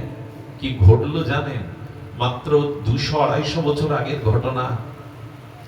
তখন খণ্ড খণ্ড রাজ্য প্রথা ছিল, আরো কিছুদিন আগে হবে ইতিহাসে এই মহারাষ্ট্রের ঘটনা। ভগবান নিজে একটা যুবকের রূপ ধরে কিছু হীরা মোহর, একটা পবিত্র বস্ত্রতে নিয়ে তিনি সম্রাটের সামনে গিয়ে বলছেন, খানজানিকে ডাকুন, আপনার রাজকোষ থেকে যতটা শ্রীধাম পান্থ সম্পদ নিয়েছেন তার অধিক সম্পদ উনি পাঠিয়ে দিয়েছেন, এই দিন। খাজাঞ্চি খুলে দেখে, বলছে, সম্রাট, এই দামি দামি হীরা আমাদের রাজকোষেও নাই, ও যা নিয়েছে এরকম রাজকোষ 10 বার কেনা যাবে। হঠাৎ ওই যুবকের দিকে তাকিয়ে সম্রাট বলছে, মানুষের চেহারা এমন হতে পারে, কণ্ঠ এত মধুর হতে পারে, কেন হবে না? দাঁড়িয়ে আছে তো চির সুন্দর সচ্চিদানন্দ ভগবান। বলে, না, সে তোমার পরিচয় কি? কি তোমার পরিচয়? বলে, পরিচয় শুনবেন, শ্রীধাম পন্থজির আমি দাস, চাকর ওনার বাড়ির। এই একটাই কেবল জায়গা আছে, আপনার কর্মচারীকে আপনি কখনো চাইবেন না সে আপনাকে ছাপিয়ে যাক। হ্যাঁ, আপনি অর্থ বাড়ি গাড়ি দিতে পারেন, কিন্তু কোনো মহাজন চায় না কর্মচারী আমার থেকে উপরে উঠুক। কিন্তু ভগবান বললেন, যারা আমার ভজন করে, আমি ভক্তের প্রভু করে রেখে আমি তার চরণের দাস হয়ে যায়। ভক্ত মেরা মুকুটমণি মে ভক্ত কা দাস হো। আমি ভক্তকে আমার মাথার মুকুট করে আমি তার দাস হয়ে যাই। এ কথা কথার কথা নয়, ভগবান তাই হন। বলেন, আমি ওনার বাড়ির দাস চাকর। আপনাকে না জানিয়ে নিয়েছেন, এই জন্য আমার কাছে পাঠিয়ে দিয়েছেন। এইগুলি নিয়ে আপনি তাকে মুক্ত করে দিন। সুধীবৃন্দ, বিদায় নেওয়ার পরে যখন চারজন তাকে বেঁধে এনে সামনে এনেছে, তখন বলে, শ্রীদাম পন্থ, আচ্ছা ওর বাঁধন খুলে দাও। তুমি বলো তো, এরকম দাসকে কোথায় পেয়েছো, এমন কর্মচারী কোথায় পেয়েছো? বলো, কার কথা বলছেন সম্রাট? বলে, তোমার দেওয়া মুক্তাগুলো, সম্পদগুলো তো ফিরিয়ে দিয়ে গেল, আর এই সম্পদ বা তুমি কোথায় পেলে? হাত জোর করে বললেন, আমি কাঙাল, আমি ভিখারি, আমার জীবনে দাস কেহ নাই। বলেন, এই দেখো তোমার দাস এসে এই মণিমুক্তা এইগুলি দিয়ে গেল, যা আমার রাজকোষেও অসম্ভব। বুঝতে পারলেন, বিট্টলজির মন্দিরে গিয়ে লুটিয়ে পড়ে বললেন, আমার জন্য আমার দাস হয়ে তুমি গেছো তাকে ঋণ শোধ করতে, এ দায়িত্ব তো তোমায় দেইনি আমি। আমার জন্য কেন বোঝা বইবে তুমি? আর কখনো করবে না এটা। এই হলো আত্মসমর্পণকারী ভক্তের দায়িত্ব, ভগবান মাথায় করে দেন। মনে পড়ে আপনাদের সেই গীতার টিকাকার কোন অর্জুন মিশ্র? গীতার বহম মহম শব্দ কেটে দিয়েছিলেন। কৃষ্ণ নিজে বালকের রূপ ধরে তার গৃহে পৌঁছে দিয়েছিলেন ফলমূল আহার্য। ভগবান বললেন, আমি অন্তত কথার খেলাপ করি না। আমাদের আত্মসমর্পণকারী ভক্তের সব দায়িত্ব কর্তব্য আমি নিজে তুলে নিই। পেছনে কথা বলছে কারা? সমস্যা হচ্ছে?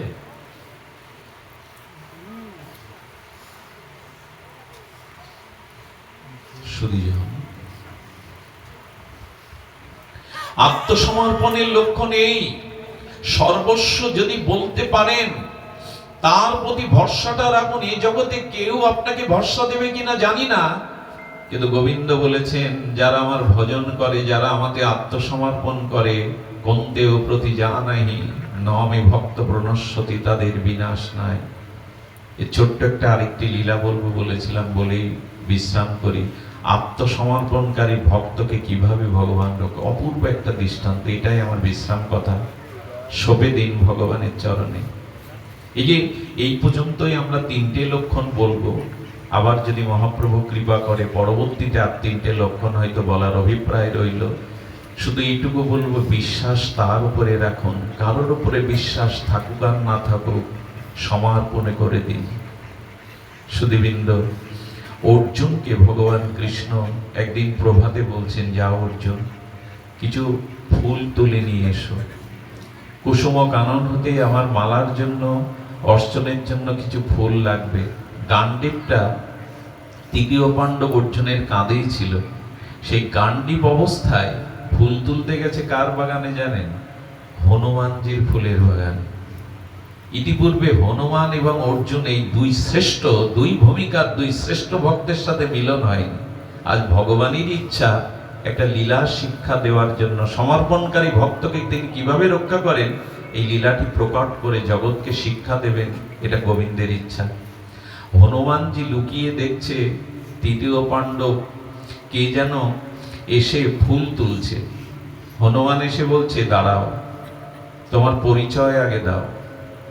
বলে, আমার পরিচয়, আমি তৃতীয় পাণ্ডব অর্জুন, কৃষ্ণ সখা। তখন বলছেন, এই জন্যই তো তোমার এই কাজ, ফুল চুরি করতে এসেছো। আসলে তোমার যে সখা, তোমার যে বান্ধব কৃষ্ণ, সেও বৃন্দাবনে চুরি ছাড়া অন্য কিছু করেনি। ননি চুরি, বসন চুরি, সবই তো চুরি। চোরের বন্ধু তো চোরই হয়।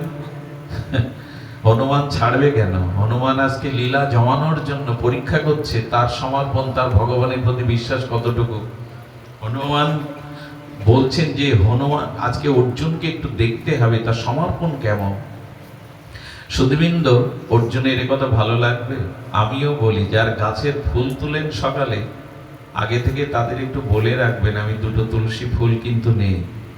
আমাদের দুর্দশা কি জানেন? সকালে ফুল তুলতে গিয়ে আর কারোর পূজা আছে, যার গাছ তারও যে দুটো ফুলের দরকার আমরা মনে রাখি না, গাছ মুড়িয়ে নিয়ে যায়। এরকম ঠিক নয়। সুধীবৃন্দ বলছেন, তোমার বন্ধু তোমার সখা কৃষ্ণ তো নবনীত চোর, ননীচোর, গোপীমন চোর, বসন চোর, তো তার বন্ধু তার শিষ্য বা কি হবে? সেও তো চুরি করবে। অর্জুন ক্রোধান্বিত হয়ে বলছে, তা আপনার পরিচয়? হনুমান পরিচয় দিচ্ছে, আমি রঘুপতি রাজ বলোচর রামচন্দ্রের দাসানুদাস। দাস নয়, দাসানু দাস। বলছে এই জন্য। এই জন্য মানে একটা ফুল অন্যের নেওয়া সহ্য করতে পারছো না, কারণ তোমার প্রভুও যেমন তুমিও তেমন, অর্জুনও বা কম ছাড়বে কেন? বলে কেমন? বললো, স্বয়ং ভগবান সমুদ্রের উপরে বাঁধ দেওয়ার জন্য বানরদের দিয়ে পাথর ফেলালো, নিজে পারতেন না? তীর ধনুক ছিল একটা সেতু তৈরি করতে। তুমি তো তার শ্রী দাস, তোমারও ক্ষমতা কতটুকু? এইটুকু বাগান শুধু তোমার আছে? তখন অর্জুন বলছেন, আমার তীর ধনুক দিয়ে আমি একটা বাণ নিক্ষেপ করলে এই যে সামনে নদী দেখছো, এতে একটা সেতু তৈরি হয়ে যাবে। হনুমান তখন সুযোগ বুঝে বলছে, হ্যাঁ তোমার বাণে সেতু হবে বটে, তবে আমি হনুমান হলে ওটা হুমড়ে চুমড়ে ভেঙে পাতালে প্রবেশ করবে। তোমার সেতুতে আমার একার ভার বইতে পারবে না, আমার প্রভু তো লক্ষ লক্ষ সেনা নিয়ে গিয়েছিল। তখন বলছেন, আচ্ছা আমি প্রতিজ্ঞা করছি, আমি বান দিয়ে সেতু তৈরি করছি, তুমি উড়লে যদি ভেঙে যায়, পাতালে যায়, এ মুখ আমি দেখাবো না, অগ্নিতে আত্মাহুতি দেব, আমি ক্ষত্রিয়। হনুমান বলছে হয়ে যায়। তীর নিক্ষেপ করে সেতু নির্মাণ করলেন। গান্ডীবধারী অর্জুনের এই ক্ষমতা ছিল বিশ্ববিজয়ী। যখন তীর দিয়ে সেতু তৈরি করলেন হনুমান, তখন চোখের জলে রামকে বলছে, প্রভু হনুমান তো পুতুল, যেভাবে নাচাও আমি সেভাবেই নাচি, আমার উপরে ভর করো তুমি, হে বিশ্বম্ভর, এ সর্বশক্তিমান ভর করো। ভগবানের নামে আত্মসমর্পণ করে যেই উঠেছে লক্ষ লক্ষ পর্বতের বল, প্রভুর কৃপায় হনুমান এত বলশালী হয়েছেন। হবে না কেন? উনি তো শঙ্করের অবতার। ভগবানকে সেবা করবার জন্য শিব ঠাকুরই হনুমান রূপে এসেছিলেন। উনি উড়লেই হুড়মুড় করে ব্রিজ সেতু ভেঙে পাতালে চলে গেল। অবনত মস্তকে ক্ষত্রিয় কুলোদ্ভব অর্জুন অগ্নি জেলে যখন ঝাঁপ দিতে যাবে, হনুমান টেনে ধরেছে, ঝাঁপ দিতে হবে না, ওই একটু অর্ধেক প্রতিজ্ঞা। বললেন, আমি ক্ষত্রিয়, মরতে শিখেছি, মরতে ভয় পায় না। আরে আমি হেরে গেছি মানেই আমার প্রতিজ্ঞা গেছে, মানে মরবই। হনুমান তখন ভগবানকে ডাকছে, প্রভু বাঁচাও, জ্যান্তে পোড়ানোর ইচ্ছা আমার নাই। আমি দেখছিলাম অর্জুনের মহিমা, মহাত্ম, তার প্রভু ভক্তি। এখন তিনি তখন ভগবানকে স্মরণ করেছেন। যেই স্মরণ করেছেন, ব্রাহ্মণ বেশে ভগবান কৃষ্ণ এসে উপস্থিত। আরে একজন টেনে ধরছে, একজন আগুনে ঝাঁপ দিচ্ছে, আমি বৃদ্ধ ব্রাহ্মণ, আমাকে বলো কারণটা কি হয়েছে তোমাদের? পূর্ব ঘটনা ঘুরে বললো, আচ্ছা তোমরা যখন প্রতিজ্ঞাটা করেছিলে, দুইজনের মাঝখানে অন্য কেউ ছিল, তৃতীয় জন? বলে কেউ ছিল না। বলে তাহলে এই বিচার মেনে নেওয়া যাবে না। হনুমান মনে মনে বললেন, বাঁচালেন প্রভু, ব্রাহ্মণ আপনি বাঁচালেন আমায়, অন্তত বললে দেখো। অর্জুন বলছেন, না আমি আত্মহনন করবই। তখন এই কৃষ্ণ ব্রাহ্মণ বেশে ভগবান বললেন, আচ্ছা আমি একটা প্রস্তাবনা দিচ্ছি, এইবার হনুমান তীর দিয়ে সেতু করুক, এইবার তুমি সেতুতে ওঠো, যদি ভেঙে যায় আমি সাক্ষী স্বরূপ মাঝখানে থাকলাম, তুমি আত্মতে। হনুমান বলল, বাজলাম। তৃতীয় পাণ্ডব প্রস্তাবনা মেনে নিয়ে যখন তীর দিয়ে সেতু তৈরি করলো, হনুমান প্রভুকে স্মরণ করে উঠল, কিন্তু এবার আর সেতু ভাঙল না। সেতুটা পার হয়ে যখন হনুমান ওপারে গেছে, স্বয়ং শিব তত্ত্ব তো। হনুমান তখন চোখে জল ভরে গেছে। কেন জানেন? আমার প্রভু ছাড়া এই ভার বহন করার ক্ষমতা অনন্ত লোকে কারোই নাই। উনি দেখছেন জলের থেকে রক্তের আভা ভেসে আসছে। উনি সেই নদীতে ঝাঁপ দিয়ে দেখলেন, আর কেহ না, স্বয়ং কৃষ্ণ তার ভক্তের মর্যাদা রক্ষার জন্য সেতুটাকে মাথার উপরে করে নিয়েছে। সেই চাপে ওখান থেকে রক্তক্ষরিত হচ্ছে, উনি প্রভুর চরণে পড়ে গেলেন, প্রভু এই কষ্ট আমি আপনাকে দিতে চাইনি প্রভু, তবে আজ জানলাম সমর্পণকারী দাস ভক্তের দায়িত্ব আপনি মাথায় তুলে নেন। এজন্য এই জগতে কারো প্রতি ভরসা নয়, শ্রী গুরু এবং ভগবানের প্রতি পূর্ণ সমর্পিত ভাব রাখুন। দেশ কাল পরিস্থিতি যাই থাক, কল্যাণময় ভগবান, ভক্তবৎসল ভগবান, কৃপালু ভগবান অবশ্যই তিনি আপনাদের রক্ষা করবেন। আমি এই অনুষ্ঠানে গত বছর এসেছিলাম, আমি সেখানে ফিরে গিয়েছিলাম। সেদিন যারা কষ্ট পেয়েছিলেন, ফিরে যাওয়ার কারণ ছিল পল্লী বিদ্যুতে আপনাদেরই গ্রামে একজন চাকরি করেন। আমাদের অপূর্বদার কথায় আমি এসেছিলাম। আমার সময়টা 6টা থেকে দেওয়ার কথা ছিল, আসলে একজন উঠে গিয়েছিলেন, তাকে নামানো ঠিক নাই, আমি অনুরোধ করে ফিরে গেছিলাম।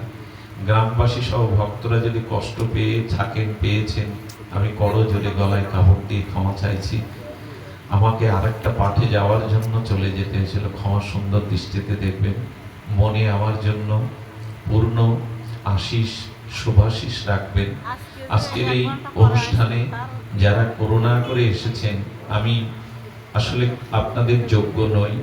নদনামার বিষয়ে একজন কি, না আছে বিদ্যা, না আছে ভজন, তবু এতই বাগেরহাট থেকে, কোথা থেকে এরা এসছে, কত দূর থেকে, যশোর থেকে, বাগেরহাট থেকে কত দূর দূরন্ত ভক্তরা এসেছেন নাম না জানা। আমি আপনাদের কাছে আঁচল পেতে একটা ভিক্ষা চাইব, সেটা হলো আপনাদের পায়ের ধুলোটা বাতাসে আমার মাথায় দিন, আঁচলে দিন, যেন জীবনের বাকি সময়টুকু আপনাদের চরণ সান্নিধ্যে গৌর কথা, ভগবানের গুণ কথায় কাটাতে পারি। জয় শ্রী গুরু প্রেমানন্দ, জয় শ্রী রাধা, জয় রাধা, জয় শ্রী।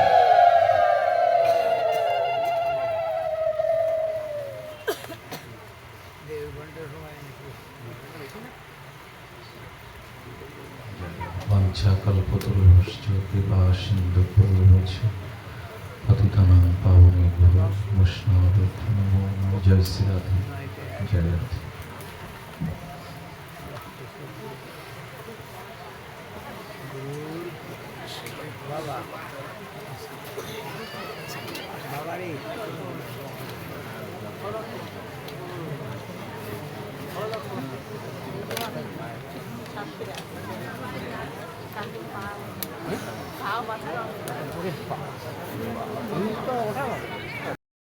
এরকম নয় যে আকাশ থেকে পড়েছে তবেই ভাগ্য তৈরি হয়েছে। এখন এই ভাগ্য সম্পর্কে আমাদের জানতে হবে।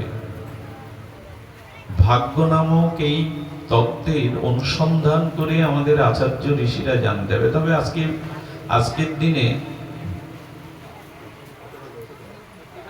আজকের দিনে ভাগ্যবাদীদের সংখ্যা খুব বেশি। দেখবেন পত্রপত্রিকায় রাশিফল প্রতিদিন লেখা থাকে। এখন মানুষ মাদুলি, তাবিজ, জ্যোতিষী, কবচ এটার প্রতি অনেকটা নির্ভরশীল হয়ে পড়ছে। ভাগ্য বদলাবে, ভাগ্যে যেটা আসে সেটা পরিবর্তন করবে। প্রথম প্রশ্ন হলো, জিজ্ঞাসা হলো, ভাগ্য কাকে বলে? এ সম্পর্কে জানতে হবে। হ্যাঁ, ভাগ্য নামক একটি বস্তু আছে। আচ্ছা, ভাগ্যে যা লেখা আছে তাই যদি জীবনে ঘটবে, আমার কিছু করার নেই, ভাগ্যে যা আছে তাই হবে। ভাগ্যবাদীগণ যদি এইভাবে বসে থাকেন তাতে কি হয়? এক ব্যক্তি তার ছেলের কোষ্ঠী নির্বাচন করেছেন। মহান জ্যোতিষী আচার্যের কাছ থেকে বলছেন 10 বছর পরে আপনার ছেলের মৃত্যু। এখন এই ছেলের মৃত্যু হবে, পিতা এই চিন্তা, আমার ছেলে মরবে, আমার আগে চলে যাবে, চিতায় জ্বলবে, এই চিন্তা করতে করতে হার্ট স্ট্রোক করে উনি আগে মারা গেলেন। ভাগ্যবাদীরা প্রয়াস জ্যোতিষ শাস্ত্র বা ভাগ্য নির্ণয় করে এই ভাবতে ভাবতে সে নিজের ক্ষতি করে বসে। এবং এমন হয় যে লটারিতে আমি আগামী 5 বছরে ধনী হয়ে যাব, তো সেই চিন্তা করতে করতে অলস হয়ে যায়। যখন ধনী হব লটারি বেঁধে, আর কাজের কি দরকার? ভাগ্যবাদীদের এরকম একটা অবস্থা মনে তৈরি হয়। এখন ভাগ্য আসলে কি? শুনুন, হরি কথা, ভাগবত কথা মানে সাধারণ লীলা কথা শুধু নয়। আমাদের জীবন পরিবর্তনের কি হচ্ছে আছে আছে, চুপচাপ শুনুন ভগবত কথা। ভাগ্য পরিবর্তন বা ভাগ্য বলতে কি বুঝি? কর্ম তিন প্রকারের, খুব ধ্যান দিয়ে শুনতে হবে, মন দিয়ে। কারণ এই ভাগ্য নিয়েই আজ চলছে চারিদিকেই এর বিধি ব্যবস্থা। ভাগ্য কাকে বলে সে সম্পর্কে আমাদের গীতা শাস্ত্রে যেটা বলেছেন শুনুন। অনিষ্ট ইষ্টম ত্রিবিধং কর্ম। কর্ম তিন প্রকারের। ভাগ্য কি করে রচনা হয় শুনুন। ভাগ্য কাকে বলে ভগবান জানাচ্ছেন। কর্ম তিন প্রকারের, ক্রিয়ামান, সঞ্চিত, প্রারব্ধ। এগুলি না বুঝলে ওই ভাগ্যের দোহাই দিয়েই আবেশেই আমাদের জীবন কাটাতে হবে। সঞ্চিত কর্ম কেমন? আমাদের এর আগে বহুবার জন্ম হয়েছে, এটা বৈদিক সনাতন ধর্ম অবলম্বীদের দৃঢ় বিশ্বাস এবং বৈজ্ঞানিক যুক্তিসঙ্গত এই চিরসত্য। পূর্বজন্ম আছে। একবার ট্রেন যাত্রায় এক অহিন্দু ভদ্রলোকের সাথে আমার কিছু কথা হয়। তিনি আমার সাধু বেশ দেখে প্রশ্ন করেন, আপনাদের ধর্মের সাথে আমাদের ধর্মের মিল নাই। কোনটা মিল নাই? বলেন, আপনারা পূর্বজন্ম বিশ্বাস করেন, পুনর্জন্ম বিশ্বাস করেন। আমাদের ধর্মে পূর্বজন্ম বা পুনর্জন্ম নাই। এর যুক্তি আপনার কাছে কি? সাধু দেখলেই কিছু মানুষ তর্ক করতে ভালোবাসে। আমার ধর্ম শ্রেষ্ঠ, তোমারটা যুক্তিহীন, এই প্রমাণের জন্য ব্যস্ত হয়ে যায়। উনি বলছেন আমাদের ধর্মে পুনর্জন্ম নাই, এটা আপনাদের ধর্ম বলে আমার ধর্মে পুনর্জন্ম আছে। উনি ওনার যুক্তিগুলো উপস্থাপনের পর আমি নীরবে শুনলাম। কেউ কথা বললে তার কথা আগে শুনতে হয়। আমি তাকে বললাম, আপনার বলা যদি শেষ হয়ে থাকে যে স্রষ্টা বা সর্বময় ঈশ্বর, তিনি যাকে যেমন করে জগতে পাঠিয়েছেন তিনি সেইভাবেই জগতে চলছেন, আমাদের কিছু করার নেই। অনেক যুক্তি এইভাবে দেখালেন। তিনি যেভাবে যাকে জগতে পাঠিয়েছেন, তিনি স্রষ্টা, তিনি সর্বাধিকুল মালিক। তিনি যাকে যেরূপ রূপে পাঠিয়েছেন, ধনী নির্ধনী, সুস্থ অসুস্থ, সেভাবেই জীব এসেছে, তার ইচ্ছা। আমি আমার বলা শুরু করলে বললাম, আপনার কথা মতো তাহলে মানুষের পুনর্জন্ম নাই? বলল নাই। যদি তাই হয় তাহলে আমরা যারা জগতে বর্তমান 800 বা 850 কোটি মানুষ আছি, তাদের প্রথমেই জন্ম হয়েছে। যেহেতু পূর্বজন্ম নাই, পুনর্জন্ম নাই। পৃথিবীতে বর্তমান যদি 800 কোটির ঊর্ধ্বে মানুষ থাকে, তা পুনর্জন্ম যদি না থাকে তাহলে এই মানুষগুলো প্রথমেই এসছে। তো বোঝা যায় কথা? তো প্রথমেই যদি এই 800 কোটি অধিক মানুষ জগতে এসে থাকে, তা আমাকে আপনি বলুন, একজন জন্মান্ধ বিকলাঙ্গ কেন হলো, আর একজন পূর্ণ অবয়ব নিয়ে সুস্থ হয়ে ঘুরে বেড়াচ্ছে? একজন কেন বস্তির পাশে ওই দুর্গন্ধ প্রতিময় স্থানে অমেদ্য খাদ্য খেয়ে জীবন ধারণ করছে, একজন কেন অট্টালিকায়? উনি ঘুরে ফিরে ওই বলছেন, স্রষ্টা বা ঈশ্বর যাকে যেমন করে জগতে পাঠিয়েছেন তিনি সেইভাবেই আছেন। আমি বললাম, তাহলে আপনি যে স্রষ্টার কথা বলছেন সেই স্রষ্টার বিচার বিবেচনা ঠিক নাই। আমার পূর্বে যদি কোনো জন্ম না থাকে, এই যদি প্রথম জন্ম হয়, তাহলে পূর্ব জন্ম না থাকায় আমার কোনো পাপও নেই, কর্মফল নেই। আমি যদি এই প্রথম জন্ম গ্রহণ করে থাকি, পূর্ব জন্ম বলে কিছু না থাকে, পুনর্জন্ম, তাহলে তো আমার পাপই নাই। জগতে আসেনি তো পাপ করব কোথায়? তো পাপ নেই, কুকর্ম নেই। তো ঈশ্বর একজনের প্রতি নির্দয় হলেন, আর একজনের প্রতি সদয় হলেন, এটা কি ঈশ্বরের বিবেচনার বিষয় হতে পারে? দয়ার বিষয় হতে পারে? আমার পূর্ব জন্ম নাই, আমি এই প্রথম জন্মেছি, তো আমার এই দুর্দশা কেন? উনি বারবার ফিরে বলে যাচ্ছেন যেটা ঈশ্বর যাকে যেমন করে পাঠিয়েছে, পিতামাতা যেমন করে জন্ম দিয়েছে কানাকড়া অন্ধ হলে এটা পিতার দোষ। আমি বললাম শুনুন, এই উত্তরে মীমাংসা আসে না। ঈশ্বর কারো প্রতি নির্দয় নন। ঈশ্বর সর্বভূতে তার সমদৃষ্টি, তার আপন পর নাই। সূর্যের আলো যেমন সকলের জন্য সমভাবে, বায়ু, সূর্য, ভূমি, বৃষ্টি, পৃথিবীর এই মূল পঞ্চতত্ত্ব যেমন সকলের জন্য সমান, আমার পূর্বের কোনো কর্মফল নেই, পাপ নেই, অথচ আমি সারা জীবন ভোগ করছি অন্ধত্ব, অভাবগ্রস্ত হয়ে, রোগগ্রস্ত হয়ে আরেকজন সুখে থাকবে, এ বিচার ঈশ্বরের হতে পারে না। আমি তখন বললাম আমাদের শাস্ত্র কি বলছে শুনুন। পুনর্জন্ম এটা এখন বৈজ্ঞানিক সত্য, এ আর ব্যাখ্যা করার বিষয় নয়।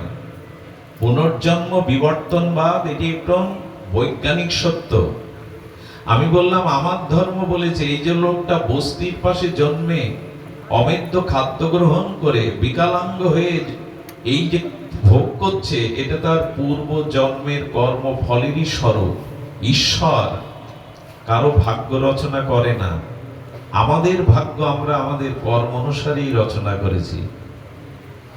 কেউ যদি বলে আমার ভাগ্য ঈশ্বর রচনা করেছে, ঈশ্বর এমন পক্ষপাতিত্ব দুষ্ট নন যে আমার ভাগ্যে অভাবই দেবেন, বঞ্চনায় দেবেন, কষ্টই দেবেন, অন্ধ করে পাঠাবেন, এরকম বিবেচনা তার থাকতে পারে না।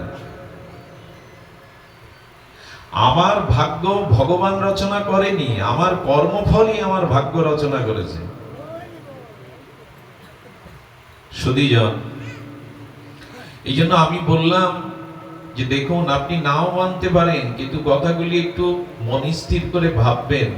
পূর্ব যদি কোনো কর্মফল না থাকে, পাপ না থাকে, তবে ঈশ্বরের দুনিয়ায় এভাবে বিপরীত আমাদের অবস্থান হতে পারে না। কেউ সুখী, কেউ দুঃখী হবে। এই জগৎটা কর্মফলের জগৎ, কর্মময় জগৎ। এখানে কর্মফল ভোগের জন্য আসা। যদিও তর্ক করা উচিত নয়, আমি আমারটা জানালাম, এটার উত্তর তাদের কাছে নাই। সুধীজন, ধর্ম তর্কের বিষয় নয়, এটি বিশ্বাসের বিষয়, শ্রদ্ধার বিষয়। আমি বললাম শুধু আমার সনাতন ধর্মের মানুষ এটা বিশ্বাস করে আমাদের পুনর্জন্ম আছে। গীতায় স্বয়ং ভগবান বলছেন বহুমেবে ব্যতীতানি জন্মানি তাবর্জুন। ভগবান শ্রীকৃষ্ণ বলছেন অর্জুন, তুমি আমি বহুবার এ জগতে জন্মগ্রহণ করেছি, মায়ার দ্বারা তোমার সে স্মৃতি নাই। ভগবানের কথা উপেক্ষা করবেন? অপেক্ষা করার কিছু নাই। এবং আমাদের পুনর্জন্ম শাস্ত্র সম্মত। সুধীজন, এখন ভাগ্য নিয়ে বলছিলাম। কর্ম তিন প্রকারের। একটি হলো সঞ্চিত। আমি পূর্ব জন্মে যেরূপ কর্ম করেছি, অনুকূল বা প্রতিকূল, সৎ বা অসৎ, সেই অনন্ত জন্মের অনন্ত কর্মফলগুলো ভগবান সাক্ষী স্বরূপ লিপিবদ্ধ করে রেখেছেন, সঞ্চিত করে রেখেছেন। এর নাম সঞ্চিত কর্ম। আমি যখন মাতৃজঠরে আসি, তখন অনন্ত জন্মের কর্মফল যুক্ত সঞ্চিত কর্মের এক বিন্দু আমার সাথে আসে, তাই ভোগ করি আমি জগতে এসে। সবটুকু এক জন্মে ভোগ আমরা করতে পারবো না। কিঞ্চিত সঞ্চিত কর্ম আমাদের সাথে দিয়ে দেয়। আচ্ছা, কেউ যদি বলে এইখানেই তো ভাগ্যবাদীরা জিতে গেল, আমার পূর্ব সঞ্চিত কর্মফল নিয়ে জগতে এসে আমি ভোগ করছি, এতে তো ভোগ করতেই হবে, কর্মফলের উপরে কিছু করার নেই। ভগবান বলছে তা নয়। যদি পূর্বজন্মের কৃত কর্মফল ভোগ করতেই তোমাকে আসতে হয়, এর আগের জন্ম কি করেছো? এখানে মোবাইলটা না বাজায় উচিত। যন্ত্র দানবের যন্ত্রণা এখানে মানায় না। এগুলো একটু সুইচ অফ করে রাখুন। সারা দিন তো ওই ব্যবহার চলে, এখানে এটা উচিত নয়।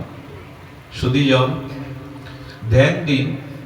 আমি যদি বর্তমান জন্ম পূর্ব জন্মের কৃতকর্ম অনুসারে, সঞ্চিত কর্ম অনুসারে ভুগতে থাকি, তার আগের জন্ম কি করেছিলাম, তার আগের জন্ম কি করেছিলাম, এখন এই জগতে যেটুকু সুখ, যেটুকু সম্মান, যেটুকু প্রাপ্তি, তাহলে যদি কর্মফলই হবে, তাহলে কর্ম অনুযায়ী তো আসছি। সুকর্ম কবে করলাম আমি? ভগবান বলছে না, সঞ্চিত কর্মের পরে আরেকটি কর্ম আছে। এটা খুব ধ্যান দিয়ে শুনতে হবে, ক্রিয়ামান কর্ম। আচ্ছা, এই মুহূর্তে আপনি আপনার সমস্ত ইন্দ্রিয় মনোবুদ্ধি বৃত্তি দ্বারা যে কর্মটা এই মুহূর্তে করছেন এর নাম ক্রিয়ামান কর্ম। এই ক্রিয়ামান কর্মটা ভাগ্যের উপরে নয়। ভাগ্য যেটি নিয়ে এসছেন সেটা কম বেশি আপনাকে ভুগতে হবে, এড়াতে পারবেন না। এখন যদি ওই কর্মফল ভোগের জন্যই এসে থাকে তাহলে উদ্ধার কোনো কালে হবে না। এই কর্মফল ভোগ করতে করতেই অনন্ত জীবন অনন্ত কল্প চলে যাবে। মুক্তি হবে কিসে? বলে বর্তমান এই মুহূর্ত কর্মটা তোমাকে একটা স্বাতন্ত্র স্বাধীনতা ভগবান দিয়েছেন। এই বর্তমান সময়টা যদি তুমি সৎকর্ম, ঈশ্বর কর্ম, জীবের কল্যাণার্থে নিবেদিত কর্ম করো, তাহলে এই নূতন কর্মের দ্বারা তুমি নিজের উদ্ধার করতে পারো। এর নাম ক্রিয়ামান কর্ম। আচ্ছা, এই মুহূর্তে আপনি পারেন এখান থেকে উঠে গিয়ে কুসঙ্গে কুরঙ্গে যেতে। আপনি এখন টিভির সামনে, আপনি নেটের সামনে, আপনি বন্ধু বান্ধবদের সাথে আড্ডা নেশা করতে পারেন। আবার আপনি এখানে এসে এখন ভাগবত সঙ্গে, সাধু সঙ্গে শ্রবণ কীর্তনও করতে পারেন। এই যে বিচার, এই বিচারটা, বিবেকটা ঈশ্বর এই বর্তমান ক্রিয়াকর্মের জন্য, আপনার উদ্ধারের জন্য, কর্মফল থেকে মুক্তির জন্য এই একটা সুযোগ আপনাকে দিয়েছে, একমাত্র মানুষকে, অন্য প্রাণীকে দেয়নি। যে বর্তমান কর্মটা সৎ এবং মহৎ ত্যাগের দ্বারা, ভজনের দ্বারা, তপস্যার দ্বারা, তিতিক্ষার দ্বারা তুমি নিজেকে উদ্ধার করতে পারো। এই ভার, এই বিচার তোমার উপরে দেয়া হয়েছে।